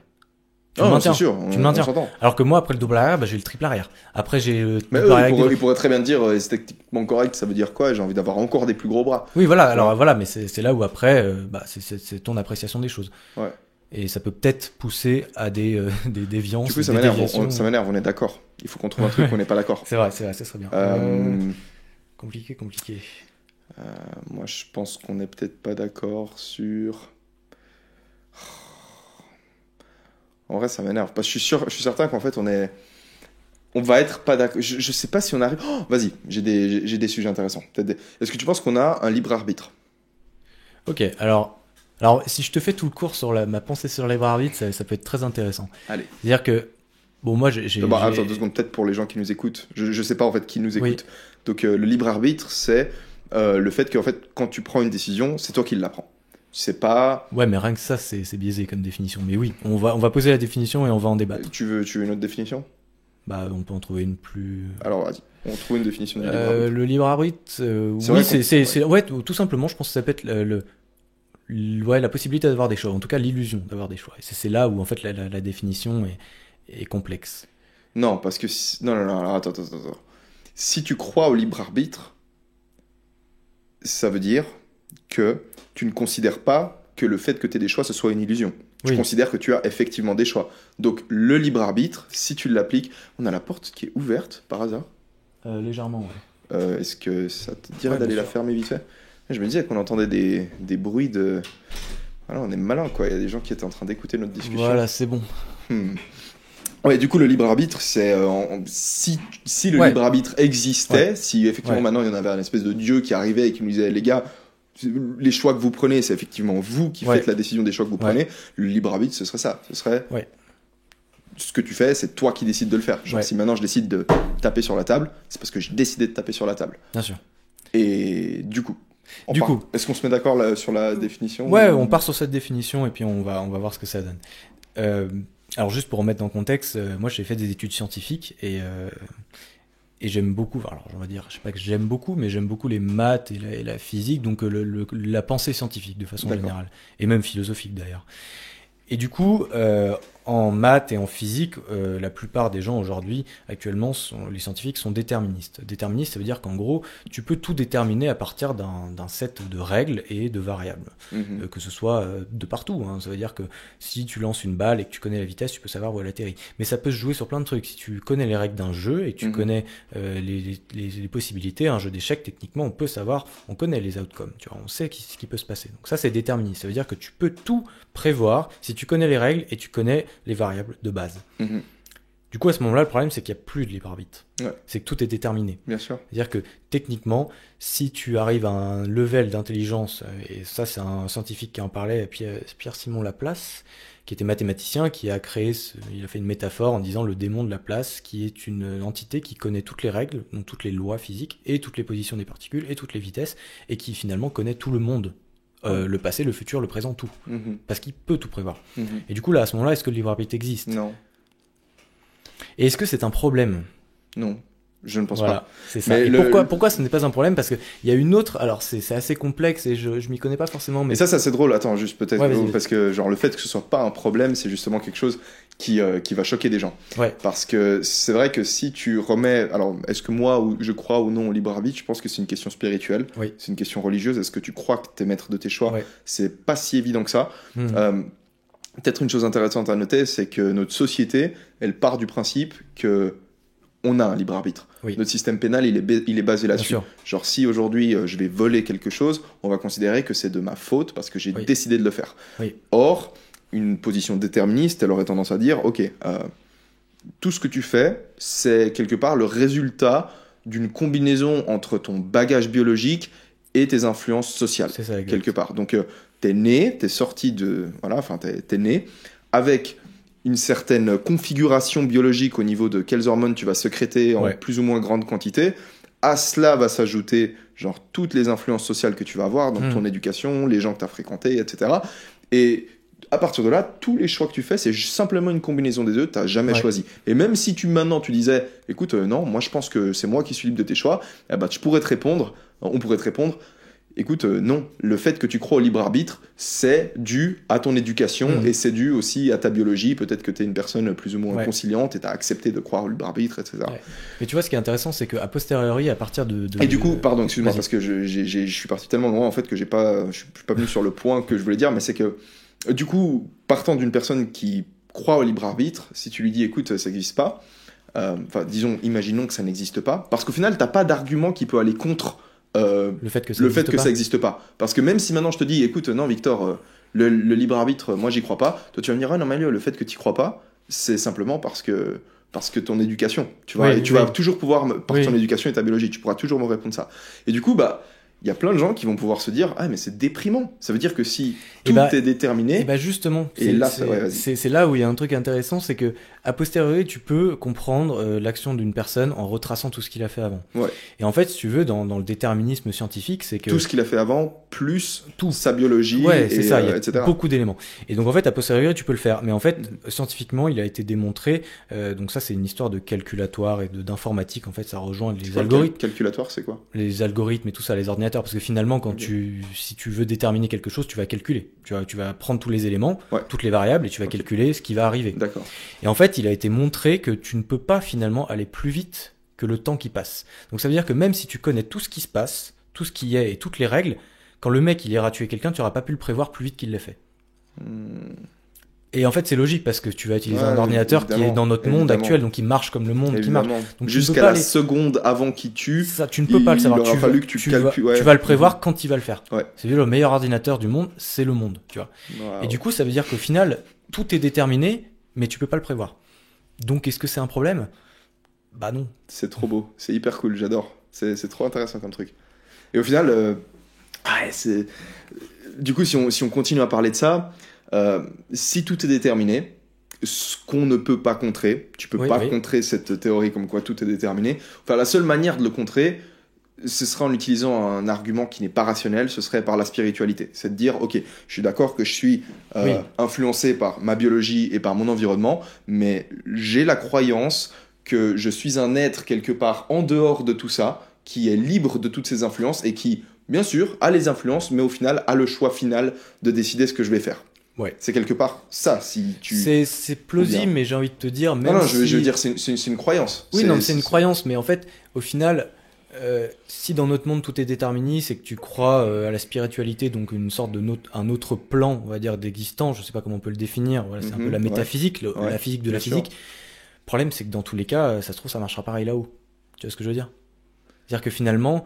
il faut que tu m'amènes... Ouais. Alors, je vais expliquer, mais ça veut dire qu'en gros, dans tous les cas, même si tu as un autre plan de métaphysique au-dessus de la physique, bah, la métaphysique, finalement, a les mêmes règles que la physique. Même règles de logique, même règles de... Pourquoi pas forcément, non? Bah, mathématiquement, dès que oui, dans tous les cas, si tu définis des règles et qui vont définir des règles, bah, tu peux remonter toujours à chaque fois dans la logique. La logique, elle est toujours, tu dois toujours définir la règle et redéfinir la règle qui définit la règle. Donc au final, ça part loin. Là, t'es en train de me perdre. Ok, alors, plus longtemps. Ce que je veux dire, c'est qu'en gros, même si, à quel moment, essaie de m'expliquer comment tu dis que voilà, éventuellement, avec la spiritualité, tu aurais le choix. C'est quoi le choix? Qui est-ce qui a le choix? C'est-à-dire, quand tu dis la spiritualité, que tu as le choix, c'est qui toi? Ce serait moi en tant que Dieu, quelque part, genre moi en tant qu'être en dehors de toute influence, en dehors du monde physique, en fait. Mais du coup, est-ce que si tu es en dehors de toute influence de tout le monde physique, tu peux faire des choix? À ce moment-là, tu es au-dessus, tu vois, donc tu t'es quand même influencé, tu as quand même des perceptions, tu vois. C'est vrai. Finalement, je dirais pas que ça tombe à l'eau, mais on est forcément influencé par plein de choses. Et après, le truc qu'on pourrait apporter, c'est comment on réagit à ça. Mais même la réaction, elle vient de notre monde physique, et du coup, elle est définie par ce qui est déterminé. Ouais. C'est dingue, parce que cette notion du libre arbitre, au final, c'est une notion qui est tellement ancrée dans notre société. Genre, quand quelqu'un fait quelque chose que tu n'apprécies pas, tu vas être fâché envers cette personne parce que tu vas considérer que c'est de sa faute, c'est elle qui l'a... Est-ce que la notion de faute, elle perd pas son sens, du coup, si tu arrives dans une... Parce qu'imagine que maintenant, tu te lèves, tu viens me foutre une claque. Est-ce que, du coup, vu que tu m'as mis une claque à cause de tes influences sociales, à cause de ta biologie, c'est pas vraiment de ta faute, mais du coup, est-ce qu'on va te punir pour ça? Est-ce que ça fait du sens de te punir pour ça? Parce que je vais juste développer un poil. Bien sûr. Parce que si, disons, on te met en prison parce que tu as tué quelqu'un, on peut toujours argumenter, alors même s'il n'est pas fautif d'avoir tué parce que c'est la société et sa biologie, au final, on veut quand même protéger la société de cet individu, donc c'est normal de le mettre en prison. Seulement que dans le système pénal suisse, c'est un cours que j'avais eu il y a 3-4 ans, dans la philosophie du droit pénal, en Suisse, et même dans plein de systèmes pénaux, on a cette idée de vengeance qui est quand même existante dans le système, dans le système pénal même, tu vois. Quand tu as, par exemple... avec plusieurs théories, la théorie du bouc émissaire, quand t'as un causeur de troubles, quelqu'un qui vient foutre le bordel dans la société, on va vouloir le punir. On a même fait ça avec Jérôme Cahuzac, qui a fait, je crois, de l'évasion fiscale. Le mec, au final, il s'est pris, mais je sais plus combien il s'est pris, mais genre ultra violent pour faire l'exemple. Et pourquoi est-ce que c'est pas normal qu'on ait un système qui soit basé là-dessus? On devrait avoir un système... Ouais, c'est vrai que techniquement, moi, je vois pas du tout le problème. C'est-à-dire que si je viens te mettre une claque là, tu m'en voudras et tu me feras comprendre que je dois pas le refaire parce que ça t'a fait mal et toi, t'as pas envie de te reprendre une claque. Mais en fait, je devrais t'en vouloir... En fait, la façon dont je devrais t'en vouloir, ce serait, genre, simplement en me disant, peut-être Victor, c'est une personne que j'ai pas envie de côtoyer parce que, il a ce bagage qui fait qu'il met des claques, mais je devrais pas t'en vouloir, en fait, en soi. Non, en fait, si tu veux, le problème, c'est que je pense que socialement, ce côté de tu t'énerves parce que je te mets une claque. Mec, c'est trop marrant comme on est parti. Alors oui, la photo de rue, genre à la fin. Et là, ça met des claques, tu vois. Mais non, mais c'est bien, c'est intéressant. Ouais, j'aime bien. Mais du coup, il n'empêche que voilà, si je viens de te mettre une claque, socialement, tu vas exprimer un mécontentement qui va me faire comprendre que c'est pas bien et que je vais pas le refaire. Et donc, je pense que c'est juste la façon sociale qu'on a inventée pour exprimer ne le refais pas. Parce que si je te fous une claque et que tu me dis, bon, écoute, t'as sûrement des raisons de me donner des claques, mais le refais pas. Mais là, mec, je m'en fous. Si j'ai envie de te mettre des claques, je te remettrai des claques. En fait, genre, par contre, si tu me gueules dessus, je le ferai plus. En fait, la vengeance, c'est une façon, en gros, de t'influencer socialement, en fait, pour qu'à l'avenir, tu me mettes plus de claques. Je pense que c'est ça. Ouais. Donc la vengeance a quand même un sens, au final. Ouais, je pense. Après, je pense qu'il y a aussi un petit plaisir malsain, tu vois, de la vengeance. Je sais pas trop d'où ça vient, et moi, je le comprends pas forcément, mais oui, je pense qu'il y a quand même ça derrière. C'est vrai que... en fait, c'est marrant parce que si je sors de vengeance, je me souviens, j'en discutais avec Christelle, du coup, qu'on connaît les deux. Et on parlait justement de cette histoire de vengeance. Parce qu'il y a plein de gens qui, naturellement, quand ils se font... qui ont envie de se venger, simplement. Et au final, quand tu te venges, a posteriori, disons 3-4 années après t'être vengé, t'es jamais fier de t'être vengé. Peut-être des fois, tu vas... tu vas continuer à te dire ah ouais j'ai bien fait de le faire, mais disons que la paix intérieure, le moment où tu commences à te sentir vraiment bien avec toi-même et la situation, tu la trouves qu'à partir du moment où tu réussis à pardonner et tu regrettes jamais d'avoir pardonné à quelqu'un. Ouais, bien sûr. Mais je pense Sauf qu'après s'il te rebaisse derrière, et oui, puis, voilà. mais disons que si tu pardonnes une personne et qu'elle repart de son côté. Oui. Enfin... Après, ça dépend. Je pense que le pardon, il doit être accordé. De quoi? C'est trop accordé. Ça fait un peu. Pardon, c'est très religieux, ça. Religieux. Ça. Le pardon doit être accordé. Non, surtout que t'as une voix aussi qui pourrait. Enfin, tu pourrais être. Je pourrais prêcher. Ouais, tu pourrais prêcher. Ouais. Alors, je vous fais mon sermon là. Non, mais je pense que le pardon, il doit être accordé, mais ça dépend à qui. Si c'est un gars dont tu te fous complètement et que tu vas pas le revoir et que ça va pas arriver une seconde fois, bon bah là, au pire, tu t'en fous. Et finalement, c'est même pas une question de pardon, c'est tu t'en fous en fait. Il y a pas voilà. Ouais, tu décides de. Bah, c'est quelque part le pardon et s'en foutre au final. Le pardon, c'est quand même une certaine reconnaissance, tu vois. Tu vas accorder ton pardon à quelqu'un, ça veut dire que tu vas lui faire comprendre que tu as reçu du tort, tu as mal, mais ça va, tu le pardonnes. Alors que si tu t'en fous, tu t'en fous.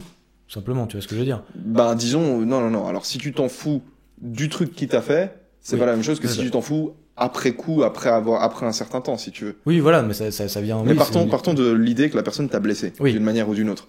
Et qu'après un certain temps, tu t'en fous. Mais je voulais prendre l'exemple, par exemple, d'une personne qui t'a blessé, mais qui est proche de toi, par exemple. Quelqu'un que tu considères, tu vois. Donc, ça peut être dans un couple, un pote et tout, je sais pas quoi.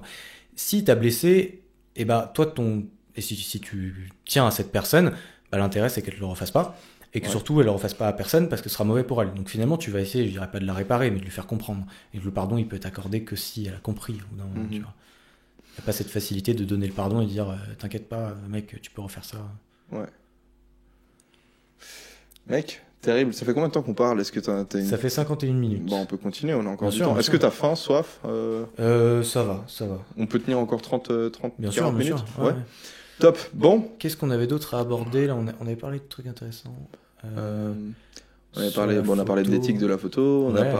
On a switché sur l'histoire de la tolérance, du fait des idées, des photos Instagram, chacun ses choix, et ensuite tolérance face aux idées des autres. Est-ce qu'il y a des choses qu'on est... Mais moi j'aime bien discuter avec toi de choses comme on vient de faire maintenant. Je trouve que c'est là que ça devient le plus cool. C'est le moment où on essaye de creuser et de taper dans le fond de quelque chose. Ça, je trouve, j'adore taper dans le fond des trucs. C'est bien dit comme ça. T'aimes bien ma chambre? Eh bah écoute, ouais, c'est sympa. J'ai été assez dubitatif quand on est rentré dans le bâtiment là-bas, parce que ça fait quand même un peu goulag, on va dire. C'est vieux. C'est goulag. Peut-être pas goulag, mais tu sais, hôpital. Disons que l'entrée est dans le vieux bâtiment, et c'est vrai qu'il est très vieux. Mais non, c'est très sympa. En tout cas, moi, Zurich, j'adore. C'est vraiment une super ville. Et même pour la photo de rue, j'aimerais bien. Demain, on pourra y aller. On va voir comment les Zurichois réagissent si tu les prends. Je pense qu'il n'y aura pas trop de problème. Moi, je suis assez discret, ça. J'ai pas vraiment de... Ok. S'il s'approche, tu commences à tousser un petit peu et il te laisse tranquille. Mais oui, voilà, bien sûr, on est dans une... D'ailleurs, ce Corona, à part ça, du coup, ils ont fermé le PFL. Ouais, le PFL a été fermé. Donc le PFL, c'est l'école polytechnique fédérale de Lausanne. École d'ingénieurs. Et de plein d'autres trucs aussi, non? Alors, il y a architecture et ingénierie. Okay. Alors, en fait, en soi, il y a ingénierie, architecture et sciences dures, sciences théoriques. Genre mathématiques. Genre maths, physique et tout ça. Et de la recherche et tout ça. Mais ils ont pas fermé. Il y a les cours en ligne actuellement. Ils ont fait du coup version podcast, des cours en vidéo pour... Ouais, vidéo, mais ça, ils le font déjà avant, en fait. Ils ont vraiment... Il y avait déjà ça avant? Ah oui, il y a des MOOC, ils font des MOOC, et les MOOC, ils sont vus en Afrique et tout, c'est incroyable. Ils ont vraiment une base énorme de cours en ligne, donc ils étaient prêts à fermer, et c'est pour ça qu'ils ont même fermé la semaine dernière. Enfin, les cours de plus de 150 personnes avaient été interdits la semaine dernière, donc ils sont prêts pour ça. L'UNIL n'est pas prêt, l'UNIL a mis une semaine de plus à fermer, parce qu'ils ont été pressés par le conseil fédéral. Ici aussi à Zurich, on a l'ETH, qui est l'équivalent de l'EPFL Lausanne, mais disons zurichoise. Disons qu'en Suisse, on a deux grosses écoles, comment on dit, polytechniques. Ouais, c'est ça, exactement. Ouais, on a deux grosses écoles polytechniques qui sont connues mondialement. On a l'EPFL et l'ETH. L'ETH qui a monté, qui jouera dans les 8e mondiales. C'est du gros niveau. Très gros niveau. Et en fait, ici aussi à Zurich, on a ce mélange, on a ces deux institutions universitaires qui se côtoient, qui sont donc l'ETH et l'université de Zurich, alors qu'à Lausanne, t'as le PFL et l'université de Lausanne. Et ici, pareil, même histoire. Donc l'ETH a fermé les cours cette semaine, et l'Uni a continué à donner les cours. C'est ça. Donc on est un peu, nous les petits universitaires. C'est que le PFL et l'ETH. Pourtant, le département de biologie, il est à l'Uni. Genre on devrait être au courant des dangers du truc. Quoi. Exactement. Après, c'est une question de politique aussi. Je pense que aujourd'hui, je sais pas s'ils sont un peu en retard. En tout cas, moi, ce qui me fait peur, finalement, c'est pas tant le virus, c'est les conséquences, quoi. Là, actuellement, ça quand même... Économiquement, tu veux dire? Économiquement, socialement, politiquement, c'est pas le plus... Enfin, s'il y a les frontières, tout ça, c'est compliqué, tu vois. Mais ouais, c'est ça qui me fait peur. Le virus, en soi, de ce que j'ai pu voir, et en fait, c'est vraiment important de on a vraiment assez d'informations aujourd'hui pour savoir comment est-ce qu'il pourrait se transformer et quels sont, genre, les... Non, il peut se passer plein de choses, mais ce qui est vraiment important, c'est il faut se documenter dessus parce qu'il y a plein de fausses idées, il y a plein de trucs qui sont pas vrais, qui font peur ou alors qui font qu'on s'inquiète pas. Il faut s'inquiéter. Il faut s'inquiéter parce que, en fait, j'avais vu une vidéo très intéressante tout à l'heure et le mec il disait si personne s'inquiète, vous devriez vous inquiéter. Tu vois ce que je veux dire, c'est que si tout le monde s'en fout de ce virus, si personne s'inquiète, là il faut s'inquiéter. Dans quel sens? Dans le sens où personne prend des mesures et exactement, du coup ça se propagera plus vite. C'est ça, voilà. C'est-à-dire que si les gens s'inquiètent, si les gens font gaffe, ça va bien se passer. Mais voilà, il y a eu plein d'histoires. En fait, le problème avec ce virus, c'est juste qu'il est virulent. Il est très virulent. C'est juste qu'il se transmet facilement. Mais en soi, il n'est pas plus dangereux. Si, il est plus dangereux que la grippe, mais il n'est pas plus dangereux que d'autres virus qui ont fait des épidémies énormes en 2002 et tout ça. En 2002, c'était le SRAS. Et oui, du coup, il n'est pas forcément plus dangereux, c'est juste qu'il est très virulent. Et du coup, les personnes qui sont à risque... Et qu'on ne le connaît pas, en fait. Et qu'il est un peu... C'est un peu le... On le connaît quand même pas mal. C'est le colis stratégique, c'est surprise. Non, mais il n'y a pas des risques de genre mutation du enfin mec en vrai on est en train de parler de ça mais virologie moi je vais regarder un peu mais en soi déjà quand on dit il y a pas de risque qui mute, oui il y a des risques qui mutent mais il va pas forcément muter en pire, il peut muter en genre après il devient tout nul et tout le monde et personne n'est malade. Il peut muter en nul. Ah oui, il peut complètement s'autodétruire. La mutation elle est complètement hasardeuse. Techniquement elle doit permettre quand même une certaine adaptation, c'est l'évolution normalement mais il peut tout à fait je dirais pas s'autodétruire mais disparaître un peu comme ça parce que il disparaîtra sans forcément tu sais ce que c'est un virus toi pour ça? Alors un virus c'est ça étonnant parce que j'avais regardé plusieurs émissions et puis une série très intéressante aussi qui s'appelle Red Zone qui est sur les virus infectieux. Il y a eu une brèche en fait de Ebola aux États-Unis. Ça on le sait pas, mais c'est arrivé. Et je vais pas vous spoiler, mais Ebola c'est l'un des virus les plus dangereux du monde. Vraiment, lui, il a, je crois 80. Enfin, ça dépend des souches. Les souches c'est les types de virus. Enfin, il y a Ebola, mais il y a plusieurs mutations en fait. Ebola c'est 80% de décès. Enfin, 80% de mortalité. Tu le chopes, t'as 80% de chance de mourir. Et apparemment, il est arrivé aux États-Unis. C'est toute une série très intéressante. Donc, je me suis intéressé un peu au virus rapidement. Voilà, moi, je vais sur Wikipédia, mais c'est déjà pas mal, et un peu plus. Et en fait, ce qui est intéressant avec un virus, c'est que on sait pas vraiment si c'est vivant un virus, parce que techniquement, un virus, c'est juste du matériel génétique, c'est juste de l'ADN en fait, qui est encapsulé dans une capsule de lipides, donc d'autres molécules organiques. Donc, c'est en gros, imaginez juste que c'est une bulle avec de l'ADN dedans, et il va utiliser notre cellule pour refaire des copains comme lui. Pour se reproduire. Et tout simplement ça te tue. Enfin, simplement. C'est parfois un peu plus complexe, mais voilà. Donc finalement, un virus, c'est pas vraiment vivant. C'est-à-dire quand on dit que le Covid-19 là ne tient pas sur les surfaces, en fait le virus c'est juste un poison qui se réplique un peu. Tout seul, il ne vit pas. C'est un parasite. Comme un parasite. C'est comme un parasite. C'est un parasite. Ouais, ok. Mec, c'est cool. J'ai l'impression que je peux t'amener sur n'importe quel sujet. Après, vas-y, donne-moi un sujet. Après, voilà, non, mais je m'y connais pas dans tout, mais j'aime bien m'intéresser aux choses. Il y a un sujet je sais pas, un sujet de discussion qui s'étend, te plaisait bien. N'importe quel sujet, ça peut être on peut parler de, du coup, toi, tu fais des études de microtechnique. Ouais. Est-ce qu'au niveau de la microtechnique, est-ce qu'au niveau de, genre, je sais rien, des mathématiques, de la physique, des sujets qu'au final, moi, je connais pas vraiment, est-ce que t'aurais moyen d'aborder un truc qui te plaît bien, qui pourrait être vulgarisé pour que les gens comprennent? Oui, bien sûr, qui peut être vulgarisé. C'est des thèmes un peu techniques, je pense. Ou n'importe quoi, si on peut parler politique, si ça dit. Non, vraiment, on parle de... Politique, c'est compliqué.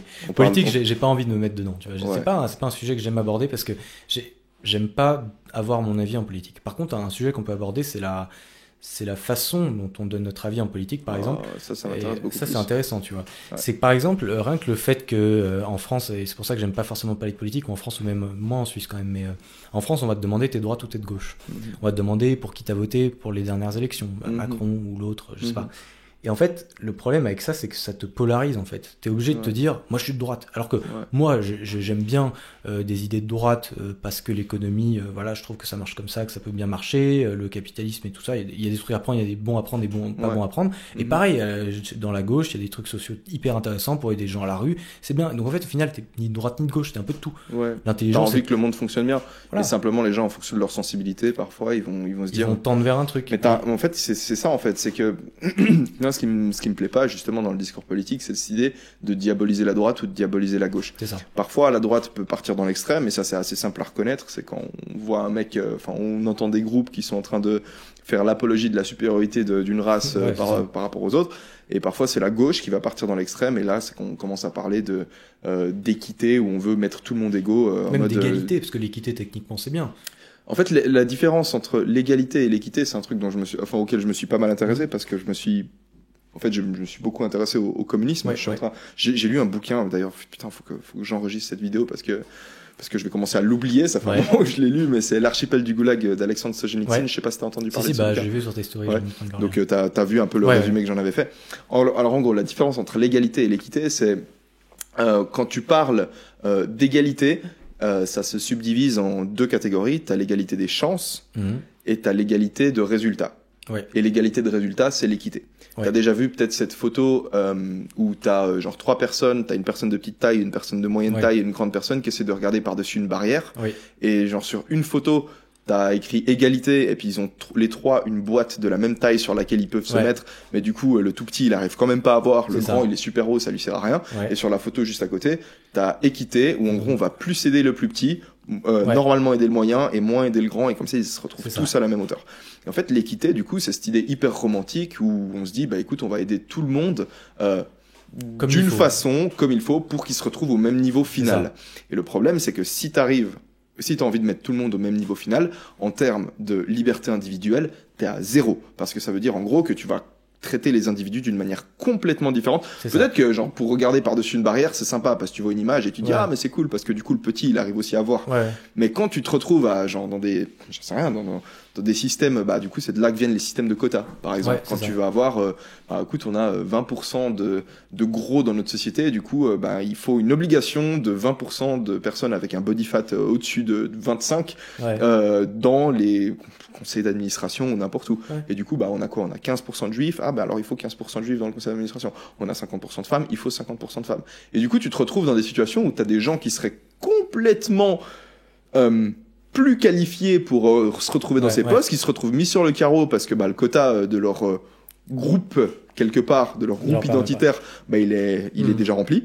Et du coup, ils se retrouvent de côté. Donc, tu te retrouves à mettre des gens à la tête de gouvernement, tu te retrouves à mettre des gens à élire des chirurgiens, à élire des gens dans des conseils d'administration, pas en fonction de leurs compétences, mais en fonction de leur matériel génital, genre s'ils ont des couilles ou non, en fonction de leur couleur de peau. Et au final, tu te rends compte à quel point l'idée, elle est perverse parce que tu bousilles les institutions dans le sens où, bah, c'est absolument plus efficace et c'est tyrannique comme système au final. C'est la Corée du Nord. C'est la Corée du Nord, c'est en gros l'État qui décide où est-ce que les individus sont placés. C'est toi, tu vas faire ce job, toi, tu vas faire ce job-ci. Et en fait, c'est du coup, bah, pour qu'on soit d'accord sur le terme égalité, équité, on est plutôt dans égalité de résultats, au final. C'est ça. Mais du coup, paradoxalement, quand tu disais, par exemple, oui, on va subdiviser et créer des catégories, on veut les représenter dans toutes les institutions, par exemple, ce qui est paradoxal, c'est que on connaît, notre monde aujourd'hui est très patriarcal, et c'est un problème, certes. C'est quelque fou, alors ça, on peut en discuter. Mais alors, on va en parler. Mais le paradoxe que je voulais lever, c'est que d'un côté, on sait que notre monde est malheureusement patriarcal et qu'il y a peut-être trop d'hommes qui sont dans certaines fonctions. Alors, mais non. Non, mais alors justement, trop d'hommes dans quelle fonction? Non, mais justement, je voulais. Je vais juste lever mon point et après on pourra en parler. C'est vrai que je suis d'accord qu'il n'y a pas forcément trop. Mais ce que je veux dire, c'est qu'on trouve, certaines personnes trouvent qu'il y a trop d'hommes, voilà. Et du coup, on va faire un système de quotas. Et donc au final, les gens critiquaient, disaient, parce que t'es un homme, t'as pu avoir ce job. Et là, en fait, on fait un système de quotas, on doit faire 50-50. Et au final, il y aura une femme qui va s'y retrouver, on va dire, bah, en fait, t'es là parce que on a mis le quota. Donc, en fait, personne l'a mérité, finalement. D'un côté, on a le mec qui a eu ce job parce que, bah, on est une société patriarcale et qu'il l'a eu peut-être à tort ou à raison, je sais pas. Mais du coup, il y avait le fait qu'il soit un homme, et puis finalement, après, on impose les quotas, et du coup, il y a une femme qui va s'y retrouver, où il y aura plus de femmes et tout, et en fait, elle l'aura pour des mêmes raisons. Moi, le problème que j'ai avec ce postulat, comme quoi on vit dans une société patriarcale, c'est que je vois pas de domination masculine dans notre société. Et je pense que la raison pour laquelle on aurait tendance, parce qu'au final, bien sûr, je comprends que si on dit qu'il y a une domination masculine, c'est parce que on prend les salaires moyens et puis on se dit, ah, mais regardez, en moyenne, si on prend tous les salaires des hommes, bah, ils gagnent plus que les salaires des femmes. Mais, déjà, regarder le monde strictement, enfin, seulement à travers, genre, une lentille économique, pour moi, c'est faux. Oui. Parce que la vie d'un individu, elle est composée bien sûr de l'économie, mais elle est aussi composée de liens sociaux. Oui. Elle est composée de sa vie amoureuse. Et si rien comprend la vie amoureuse, tu connais ces vidéos où, enfin, je veux dire, alors, si une femme, elle cherche à trouver un partenaire avec lequel se reproduire, tout simplement, elle va pas forcément avoir, enfin, elle va même pas avoir de mal. Genre, aujourd'hui, on vit dans une résidence 140 étudiants. S'il y a une nana qui a envie de se taper quelqu'un ce soir, elle peut mettre un message sur le groupe de la résidence et sans aucun problème, elle va trouver un gars. En revanche, si c'est un mec qui met ça, mais laisse tomber, oublie. T'as déjà vu ces vidéos sur YouTube où t'as un mec qui va demander à 100 meufs de coucher avec le soir même, et la même vidéo où c'est la fille qui va demander à 100 mecs. L'accès aux relation intime, qui est quelque chose de très important dans la vie d'un être humain, et je pense que c'est encore plus important que ce qu'on pense, parce que je pense même que il y a beaucoup de nos actions qui sont, en tout cas à un stade de notre vie, tu vois, on parlait des mecs qui font de la musculation, tous ces mecs qui cherchent à se muscler. Je pense que s'ils cherchent à muscler, c'est pour augmenter leur chance de trouver un partenaire. De trouver une partenaire. D'être plus à l'aise avec eux-mêmes. Voilà, mais pourquoi, ça aide, voilà. Pourquoi est-ce que tu veux être plus à l'aise avec toi-même? Genre, pour être peut-être aussi pour peut-être te sentir en sécurité, c'est vrai, mais je pense qu'il y a aussi une partie de, je vais pas parler pour tous les gars, mais je pense qu'il y a une partie de quand t'as envie d'avoir une apparence physique bien, c'est pour plaire au sexe opposé ou au même sexe, si t'es une personne qui est attirée par les personnes du même sexe. Et à ce jeu-là, par exemple, j'ai pas du tout l'impression qu'on ait une domination masculine. Oui, on est, de toute façon, on est différents, forcément. Les deux sexes, ou en tout cas les deux, comment on dit, enfin, tout le range de sexualité est différent, et de genre, voilà, le genre. Tous les genres sont différents, et c'est pas un problème. Et finalement, en fait, de diviser la société en hommes ou femmes, pour moi, ça n'a aucun sens. Ça a pas de sens, oui, parce que au final, les caractères sont complètement mélangés. Après, il y a quand même une base, on va dire, forcément, qui est hormonale, physique, physiologique, biologique, qui forcément pousse certaines personnes qui ont des couilles ou qui ont un vagin, tu vois, de réagir différemment selon les situations. Mais je pense qu'on est dans une société où on peut, je dirais pas dépasser ça, mais au bout d'un moment, on n'est plus jugé par notre caractère qui forcément dépend de ça. Mais voilà, on parlait de déterminisme, on parlait du coup d'influence sociale, ok, mais on parle aussi d'hormones, on parle de biologie. Ouais. Et le fait que, par exemple, j'en sais rien, mais j'imagine que le fait que les hommes sécrètent de la testostérone, c'est quelque chose qui va avoir un impact sur leur niveau d'engagement, sur certains plans de la vie. C'est quelque chose, on peut pas mettre la biologie de côté. On peut pas, genre, simplement nier la biologie. C'est quelque chose qui vient juste dans le truc. Et ce qui est marrant, ce que t'as dit, c'est que, je sais plus exactement comment tu l'as formulé, mais t'as formulé l'idée que, en réalité, t'as beaucoup de diversité au sein même d'une même catégorie de la population. Bien sûr, donc, ça, même si t'as des hommes, genre, dire que la société est patriarcale, c'est quelque part dire que les hommes, ils ont tous quelque part le même avantage. Alors que, en fait, je sais pas, pour moi, si t'es un homme moche, ou si t'es un homme con, genre, si t'as un QI de 80 et que t'es un mec, bonne chance. Ouais. Genre, les plus gros prédicteurs de succès, c'est genre l'intelligence et je crois le fait d'être consciencieux. Genre, plus t'es intelligent et plus t'es consciencieux, plus tu vas avoir un salaire élevé. Parce que les gens intelligents, c'est les premiers qui vont trouver les solutions à un problème, et les gens consciencieux, c'est ceux qui vont être capables d'implémenter jour après jour, quotidiennement, les bons choix, les bonnes actions, et de continuer à les faire tourner. Si t'es pas consciencieux, que t'es bordélique, tu peux pas avoir une position de manager, par exemple. Donc, c'est plus au niveau des traits de personnalité qu'au niveau des genres. Est-ce que une femme, je sais pas, moi j'ai eu plein il y a des femmes qui sont à la tête de l'entreprise et qui arrivent très bien. Alors après, je pense quand même qu'il n'y a pas forcément, il y a des problèmes à la base sur comment est amené ça, sur l'éducation aussi. Quand on est enfant, il y a aussi il y a des problèmes par rapport à ça. Mais c'est vrai que il faut relativiser le problème en n'étant pas catégorique, en disant il y a un problème, on va faire des quotas, parce que ça, c'est une solution complètement débile, je trouve. Mais oui, il y a des problèmes, mais il faut relativiser. Il faut comprendre d'où ils viennent. C'est sûr. Et d'ailleurs, juste qu'on se comprenne bien, qu'on s'entende, enfin que les gens qui nous écoutent comprennent bien.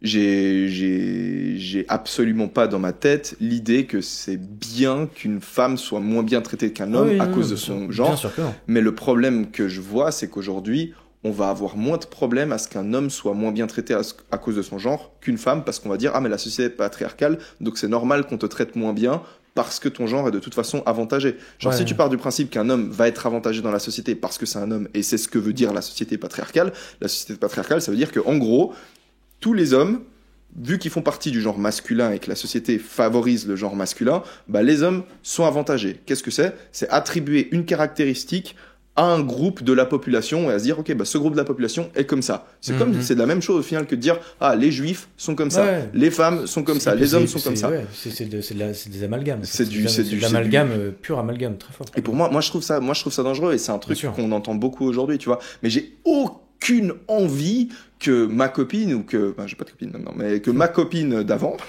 mais parce que c'est arrivé, putain, elle bossait dans la restauration et il y avait cette soirée des Hells Angels, tu sais, ces motards. Il y a un gang de motards ici, les Hells Angels, qui sont venus dans cet hôtel, qui ont eu leur repas annuel. Et du coup, c'est un immense truc, genre 200 motards. Et puis elle servait là-bas. Et puis les mecs, ils avaient tous leurs autocollants des différentes villes qu'ils avaient visitées en ridant. Et ils s'amusaient à coller les autocollants sur les serveuses, tu vois. Et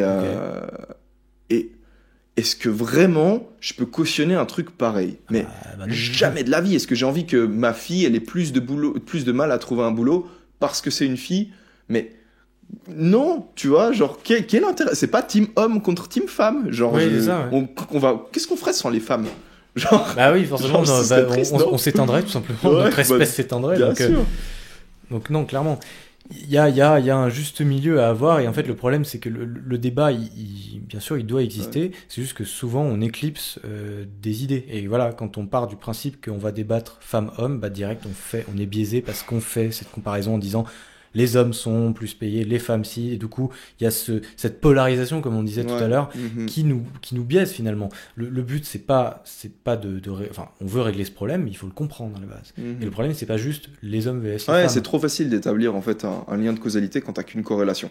Exactement. Et ça c'est le gros problème en fait tout le temps en psychologie, en statistique, c'est ah ben tiens, on a une augmentation du nombre de véganes cette année, et c'est marrant, on a aussi une augmentation du nombre d'enfants nés avec des problèmes trisomiques cette année. Ah bah alors c'est sûrement que les véganes... Alors c'est quoi ? Ça veut dire, est-ce que c'est parce que les gens mangent moins de viande qu'ils deviennent plus trisomiques ? Ou est-ce que c'est parce qu'ils deviennent trisomiques qu'ils arrêtent de manger de la viande ? Ça peut aller dans les deux sens, ça c'est T'as peut-être d'autres variables, tu vois. Et par exemple, sur le Covid-19, là, il disait récemment, les fumeurs ont plus de chances de tomber malades. Alors, à ton avis, pourquoi ? Mais de nouveau, tu vois, genre, t'as mille et une facteurs. Le facteur, j'imagine, qui est sous-entendu dans ce que tu es en train de me dire, c'est parce que, ah oui, alors fumer, c'est dangereux pour la santé, ça affaiblit ton système immunitaire, et puis du coup, tu tombes malade plus facilement. Mais ça pourrait être aussi parce que les fumeurs se passent les briquets, et du coup, vu qu'ils se passent les briquets, ils se passent les germes. Ça peut être parce que ils touchent la partie de la cigarette qu'ils vont se mettre dans la bouche avec leurs doigts, et du coup, ils se mettent les germes dans la bouche. Parce qu'ils sortent, et puis que des fois, quand tu sors, ton système immunitaire s'affaiblit simplement, vu que t'es à l'extérieur et qu'il fait froid dehors. C'est des tas de... Et parce qu'ils... tu vois, genre, il y a plein de trucs. Et donc, c'est étonnant parce que dans les médias, ils ont dit, voilà, les fumeurs sont plus susceptibles d'attraper le Covid-19. Alors que finalement, ils auraient dû dire, les gens qui ont des problèmes de poumons, parce qu'en gros, c'est ça, c'est principalement pour ça qu'ils sont malades, les fumeurs, ils sont plus malades. Sauf que ça marche pas, t'es sur un article, t'as envie de mettre un truc qui peut... Et du coup, c'est pareil, le problème actuellement. C'est plus marrant dans un article de dire que les hommes gagnent plus que les femmes, alors que ça se trouve, c'est déjà j'ai déjà vu... Enfin, comment expliquer ça ? Tu sais quoi, je vais le faire simple, je vais pas m'amuser à décomposer tout le truc, mais de nouveau, est-ce qu'il y aurait peut-être pas d'autres variables qui viendraient en compte ? Est-ce que ces hommes-là qui gagnent plus que la moyenne des gens, non, c'est pas parce que peut-être ils ont certaines caractéristiques qui font qu'ils gagnent plus ? Est-ce que ça revient pas peut-être du choix des activités ? Parce que le sous-entendu qu'il y a derrière, c'est que c'est parce que c'est des hommes qui gagnent plus que les femmes. Tout comme c'est parce que c'est des fumeurs qui tombent plus facilement malades. Alors que t'as d'autres variables. Exactement, ça peut être par exemple, je sais pas, un certain niveau social qui a été dû... Alors après, il y a l'éducation aussi qui rentre en jeu. Mais oui, peut-être que, je ne sais pas pour quelle raison autre que ça, t'es un groupe de personnes qui se trouvent être des hommes, mais qui ont d'autres caractéristiques et qui se retrouvent en haut de l'échelle sociale. Mais c'est pas forcément parce qu'ils sont des hommes. Et il peut y avoir aussi des femmes. Après, je pense qu'il y a quand même un problème au niveau de l'éducation sur cette égalité qu'on devrait avoir. Et d'ailleurs, tout à l'heure, je voulais dire quelque chose. Ce qui est intéressant, c'est qu'on parlait de la biologie et de tout ce que ça peut influencer sur notre comportement. C'était trop cool cette discussion sur le déterminisme. Et vraiment, coup, tu m'as bluffé, mec. Merci. Et du coup, je voulais en ajouter sur ce thème-là. Ce qui est intéressant, c'est que biologiquement, en fait, ça fait depuis qu'on est l'Homo sapiens, ce que définit l'Homo sapiens, je sais pas quand c'est. Au début, il y a 300 000 ans. Il y a 300 000 ans, voilà. Ou même avant, mais en gros, genre, nos gènes, ils n'ont pas changé. C'est-à-dire que l'évolution, ça met beaucoup plus de temps à changer, tu vois. Et donc, en fait, notre biologie n'a pas changé. Par contre, notre société a énormément changé. Et c'est pour ça qu'il y a un problème. Il y a un décalage énorme. C'est-à-dire qu'on, moralement, on accepte, enfin, on comprend des choses parce qu'on a développé la société, on a développé notre pensée. Moralement, on se dit, ouais, il y a des trucs qui sont pas normaux. Mais en fait, le problème, c'est que notre biologie, elle va contre ça. Enfin, c'est pas qu'elle va contre ça. Oui, elle nous empêche de bien penser, de bien faire. Alors que moralement, ça nous paraît correct. Et ça, c'est compliqué. C'est que notre société avance. C'est comme l'histoire du mariage, en fait. Je vois ça, ou le fait de choisir un seul partenaire. On a genre cette idée. Je veux dire, aujourd'hui, une institution comme le mariage, elle a beaucoup d'avantages, par exemple, pour un enfant. Parce que le mariage, vous allez me dire, ouais, mais c'est un contrat, c'est économique, nanana, mais tu as une idée derrière le mariage qui est l'idée que, à partir de maintenant, toi et moi, on est ensemble et on est ensemble pour toujours. Et même si on en arrive à se détester à cause d'un problème, on va régler ce problème parce qu'on est fixé. Tu poses un cadre dans le truc et tu vas régler les problèmes au sein de ce cadre. Et ça offre une stabilité, par exemple, pour les enfants. Parce que c'est bénéfique pour les enfants, une institution comme le mariage. Maintenant, le problème, c'est que biologiquement, la raison pour laquelle nous, on est attirés par les femmes, c'est parce que on produit des hormones et puis du coup, ça nous donne envie d'aller rencontrer des femmes pour avoir des rapports avec elles, pour faire. Donc en gros, on a notre biologie qui nous pousse à aller faire des bébés avec le plus de femmes possible, quelque part, mais on doit freiner cette biologie parce que la société dans laquelle on vit, elle matche pas la biologie et on a envie de créer un cadre aussi parce que c'est plus cool de. Alors après, je pense que chacun est libre de faire ce qu'il veut, enfin sans tromper. Hein. L'adultère, c'est pas bien parce que ça fait du mal à quelqu'un. Donc non, chacun est libre de faire ce qu'il veut. Si tu as envie de passer ta vie à coucher avec plein de gens, pourquoi pas. Mais l'idée, c'est pas d'aller contre notre nature, c'est juste que on a la capacité, on a créé des choses, on a créé de l'art, on a créé l'amour, les relations amoureuses qui en fait peuvent être vues comme quelque chose de mieux que d'aller coucher avec plein de filles. Bien sûr, alors ça je l'entends complètement. Mais certaines personnes. Ok, d'accord. Le fait que toi et moi, par exemple, parce que je suis d'accord avec toi, je trouve beaucoup plus intéressant le fait de construire une seule relation avec une personne et genre de développer cette relation tout au long de ta vie que d'aller aligner les conquêtes, tu vois, parce que c'est pas quelque chose qui fait sens au final dans ta vie.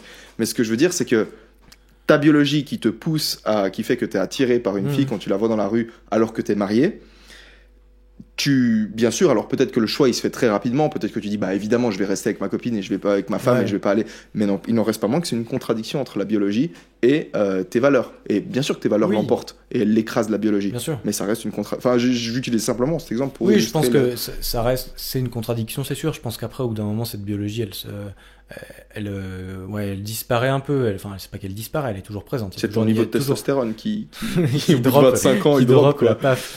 Ouais. Non, mais je pense que finalement, oui, on a créé socialement des. Ah, mais c'est. Putain, mais c'est. Vas-y, excuse-moi, mais j'ai une illumination là-dessus. Non, vas-y, dis. Mais en vrai, tu vois, je me dis que. Regarde. On est d'accord que d'un point de vue biologique, un homme et une femme, si on prend. Il y a moins 30 000 ans, enfin, il y a 30 000 ans. Un homme, s'il s'amuse à aller faire des bébés à toutes les femmes, j'imagine un singe qui s'amuse à aller faire des bébés à toutes les femelles singes, elles. Vu comme on est fait, on n'est pas genre une fois qu'une femme elle accouche, le bébé il peut pas se débrouiller tout seul au bout de 2 semaines. Elle a besoin de s'en occuper pendant 3-4 ans, mais genre être constamment présente. Et si elle a besoin d'être constamment présente, ça veut dire qu'elle va devoir s'occuper du bébé, mais aussi aller chercher de la nourriture, etc. Donc notre espèce n'aurait pas survécu si on avait été complètement polygame, parce que ça aurait. Ah mais non, en fait si. Oh là là, mais il y a plein d'espèces animales qui sont mais parce que c'est des espèces qui vivent et parce qu'on vivait en communauté aussi. En fait, genre ce qui se passait quand on vivait dans des clans de genre 100, 200 individus, c'est que les bébés, les enfants dans ces communautés, ils se faisaient. Enfin, c'était plusieurs individus qui s'occupaient de ces bébés. C'était pas genre des familles. On n'avait pas genre la famille Martin, la famille Oui, c'est nanana, ça. il y a moins 30 000 ans. C'est en gros, t'as ta communauté de Homo sapiens, un peu primitif, de il y a moins 30 000 ans, et on s'occupe tous des enfants pendant qu'il y a des groupes qui vont chasser, etc. Ouais, Mais c'est en vrai, l'insight que j'ai eu, c'est que je me disais, mais en vrai, le fait que l'homme, il ait son niveau de testostérone qui commence à chuter à partir de ses 25 ans, Oui. et du coup qui baisse son appétit sexuel, c'est peut-être parce que il se reproduit avant 25 ans, et à partir de là, il a moins envie de se reproduire, et donc il est plus fait pour s'établir dans une relation monogame, en fait. Bien sûr, ouais. Parce que quelque part, ça ferait sens d'un point de vue. Bien sûr, ça fait sens. Après, il y a des sociétés qui sont polygames. Mais c'est les plus violentes. Les sociétés polygames, c'est parce qu'en fait, ce qui se passe dans une société polygame, et ça c'est hyper drôle parce que, en vrai, je vais pas mentir, on a eu une discussion comme ça il y a 3-4 semaines avec des gens de la résidence. Ouais. Les sociétés polygames, c'est les sociétés les plus violentes qui existent. Parce Ok. qu'à partir du moment où ta société, elle accepte que t'as pas des familles, mais en gros, tu t'amuses à les niquer à droite à gauche, ce qui se passe, c'est que ce qui arrive inévitablement, c'est que c'est une très petite minorité d'hommes qui se retrouvent à s'accoupler avec toutes les femelles, et l'immense majorité des gars, ils ont Rien. aucun moyen de se reproduire. Ouais. Et ces mecs-là, ils deviennent genre super rancuniers, ils deviennent super violents, en fait. Ok. Donc dans les sociétés polygames, c'est pas la fiesta. En gros, Ouais. c'est la fiesta pour 2-3 mecs, Oui, c'est ça. Ouais. pour les super, je sais pas, les singes les Homo sapiens les plus balèzes, ou ceux qui ont le plus de Tchatcheurs. succès, les plus tchatcheurs peut-être, sûrement que ça marche mieux. Et ça marche très certainement mieux. C'est pas l'idée que je me faisais. Bah, c'est une bonne chose parce que dans notre société, on arrive à dépasser par rapport à ça. Tu vois, comme tu disais, les Homo sapiens, c'est les singes. À l'époque, c'était juste les singes qui étaient le plus musclés. Ouais. Mais après, on a quand même des vestiges de ce genre de trucs. Hein. C'est-à-dire que rien que, par exemple, sur l'appréciation des gens, t'arrives, tu rencontres quelqu'un, s'il est moche, t'auras tendance à penser que c'est une personne bête, par exemple. Ce qui est complètement débile. Ouais. Mais en fait, ça vient d'un truc de l'époque. C'est pour ça que je disais que notre biologie n'a pas encore suivi vraiment notre morale. C'est que oui, quand tu arrives vers quelqu'un de pas joli, et tu vas te dire, ah, ce gars est peut-être en mauvaise santé, peut-être il est pas bien, il y a des problèmes et tout. Tu vas associer ça à son mental. Et c'est quelque chose qui est malheureusement intrinsèque et que tu dois pouvoir combattre assez facilement. Ouais. Rationnellement, c'est pas un c'est problème. le fait aussi Mais que... ça vient. Ouais. C'est le fait aussi que tu sois attiré par une poitrine chez une femme, ou que tu sois attiré par des épaules larges, ou disons un homme plus grand, parce que la poitrine, parce qu'elle Bien sûr. t'associe ça à une meilleure capacité reproductrice, ou disons plus de fertilité, alors que ça n'a rien à voir. Et la femme, elle associe l'homme plus grand à, je sais pas, disons quelque chose, un mec qui pourra la protéger, alors que dans notre monde moderne, on n'en a pas besoin. Mais de façon générale, je crois qu'au niveau des traits de beauté, donc déjà ça dépend vachement de la société, forcément, de tout ce que les pubs qu'on te balance dans la gueule et tout ça. Je sais pas, parce que justement, il y a ce mec-là sur YouTube qui s'appelle TNDNA, un truc comme ça. Je sais pas, son pseudo est dur à retenir en fait, mais c'est un truc genre comme ça. Et lui, en fait, explique que, en gros, la beauté, c'est quelque chose de subjectif, et il montre, en gros, la forme des os du visage, et il montre comment est-ce que tu peux créer des gens beaux, et pourquoi, d'un point de vue évolutif, est-ce qu'il y a c'est ce que j'allais dire, c'est qu'en fait, on est attiré par la moyenne. Ça veut dire qu'en gros, même un bébé, quand il naît, il va côtoyer même, je sais pas, au bout de 4-5 jours, enfin peut-être un mois, on va dire, il va côtoyer des gens autour de lui, et en fait, tu vas créer dans ta tête la moyenne de tous les visages, tu vas créer la moyenne de tous les visages, et tu vas apprécier ça, en fait. C'est-à-dire que pour ça que c'est normal qu'une société à l'autre, les idées de beauté sont pas les mêmes. Mais les gens beaux, c'est vraiment, les gens que... Techniquement, quelqu'un de beau, c'est quelqu'un qui moyenne à peu près tous les visages. T'as l'impression ? Non, ça c'est le truc de base. C'est vraiment de base, physiologiquement, biologiquement, tu vas être attiré par la personne qui est la plus moyenne possible. D'accord. Mais enfin moyenne, pas genre les moyennes. C'est drôle en fait d'imaginer à quoi ressemble la personne moyenne, parce que maintenant si je me dis on mélange tous les visages, je suis incapable de dire ce que ça donnerait. Non, mais ça veut dire qu'en gros, voilà, c'est-à-dire que tes yeux, ils sont pas trop écartés, ils sont pas trop resserrés, et du coup, tu trouves le sweet spot de les yeux parfaits. Ça, c'est la moyenne de l'écart des yeux. Ok, ouais. Et voilà. Après, si t'as un trop grand fond, un petit front, la moyenne, ce sera... C'est-à-dire qu'en gros, tu prends tout ce qu'il y a autour de toi. S'il y a quelqu'un qui a trop grand fond, petit front, tu fais le milieu, et puis là, tu trouveras quelqu'un qui sera potentiellement le plus moyenné possible, donc le plus beau. C'est marrant parce que je le voyais pas forcément comme ça. Moi, j'aurais eu tendance à dire que les critères de beauté sont pas forcément axés sur la moyenne, mais sont axés sur des... la théorie de l'évolution, pour moi, c'est golden theory, quoi. Genre, tu remets ça en question, tu peux tout foutre à la poubelle, à mon avis. Ouais. Et à mon avis, genre, les critères de beauté sont... En fait, on peut trouver, genre, leurs sources quelque part à chaque fois dans la théorie de l'évolution. Donc, un homme qui va avoir les épaules plus larges, donc qui sera pas dans la moyenne au niveau de sa largeur d'épaule, il va quand même être considéré comme plus attrayant, plus attractif, pas attrayant, c'est la même chose. Bref. Ouais, plus attrayant. Oui. Ouais, c'est la même chose. Bon, bref, il va quand même être considéré comme plus attrayant par les femmes, alors même qu'il n'est pas dans la moyenne, justement parce que, avec les épaules plus larges, d'un point de vue Oui, évolutif, bien sûr. il offre plus de sécurité. Mais après, ça, c'est des trucs qui, je pense, sont liés à l'évolution éventuellement, mais beaucoup liés aussi à la société. C'est-à-dire qu'une société matriarcale, par exemple, ce sera pas un problème, tu vois, ce genre de truc. Ce sera différent. Alors que finalement, on va quand même tendre vers apprécier des gens de la moyenne, et à partir de ça, tu ajoutes toute la société, qu'est-ce qu'elle te dit. Alors le mec, il est peut-être pas dans la moyenne au niveau de la largeur d'épaule, mais si la société, elle dit les mecs musclés, ils sont plus stylés, ils vont réussir dans la vie, ça va tendre un peu vers ça, tu vois. Je pense Ok, que ouais, ça... non, bien sûr. Alors, on est d'accord que c'est comme tout, t'as pas que la biologie, pas que Oui, l'influence bien sûr. sociale, c'est toujours un mix des deux. Mec, trop stylé. Ça fait, je crois, 1h30 environ, un peu moins d'une heure et demie. 1h20, ouais. 1h20. Exact. T'as envie de continuer à parler? Parce que moi, j'ai un peu faim. Ouais, moi aussi, mais je sais pas si on peut aborder un dernier petit sujet rapidos. Il y a un sujet auquel tu m'as fait penser juste avant. Je sais pas, t'as parlé d'un truc. Putain, c'est tellement intéressant. Ah, là, ça fourmille dans le Tu sais cerveau, quoi, hein. moi, ce que je pense qu'on peut faire, c'est simplement, on peut s'arrêter là gentiment Ouais. et on peut enregistrer un deuxième épisode demain. Carrément, Et ouais. on balance Carrément. 2 épisodes de Très ça. bien, très Ça bien. te joue? Ça me plaît, Ça te carrément. joue. Très bonne idée. Super, merci d'être venu, Victor. Yes, ouais, moi j'étais très content, très intéressant. Il y a les liens de qu'est-ce que tu veux partager. Tu préférerais partager ton Insta, ton YouTube? Bah, j'ai bien défendu mon Instagram, j'ai pas trop parlé de mon YouTube, si tu me laisses ajouter un tout Bien petit sûr, peu vas-y. sur ça. Fais-toi plaisir. Donc ouais, sur YouTube, bah moi j'ai tenté un peu tout, pareil Mais comme c'est sur tu devrais Instagram. faire des discussions. Mais pardon, je me tais, mais genre. Mais c'est justement ce que j'ai essayé de faire à un moment. Je suis parti à New York et je me suis dit, alors c'est une petite anecdote, c'est que je suis parti à New York, j'ai fait une vidéo et je voulais pas faire une vidéo New York, voilà, je filme mes plans et puis je fais des transitions et tout, je sais pas quoi. Je voulais pas faire ça. Donc j'ai fait une vidéo assez posée, assez réfléchie, cadrée, tout ça. Et je me dis comment je vais la présenter. Et ben je dis, bah attends, quand je rentre de New York, je vais voir mes potes et je vais leur parler, je vais leur raconter mon voyage. Bah je vais filmer ça. Ok. J'ai invité un pote chez moi, on a installé la caméra et tout, on a fait comme si on prenait une bière, on a pris une bière, on a parlé, je lui ai raconté vraiment, c'était comme on Mhm. fait actuellement. Et j'ai rajouté les images dessus pour montrer Et t'as ce que posté j'avais ça? vécu. Ouais. Je suis horrible, je regarde pas YouTube. Désolé. Même les vidéos d'Eric, enfin, même comme si c'était la référence. Ouais. Mais genre, Eric, il me dit. Genre, je sais pas, l'autre fois, je lui posais une question. Ah oui, je l'avais demandé. Qu'est-ce que je l'avais demandé? Je lui avais demandé un truc par rapport à ses. Par rapport à son YouTube ou je sais pas quoi. Elle me dit, ah, mais c'est ce dont j'ai parlé dans la dernière vidéo. Et à chaque fois, je me sens un peu le pote Merde. traître, tu Ouais, sais, qui c'est ça. regarde pas les vidéos de ses potes. Mais en vrai, YouTube, je regarde très très peu.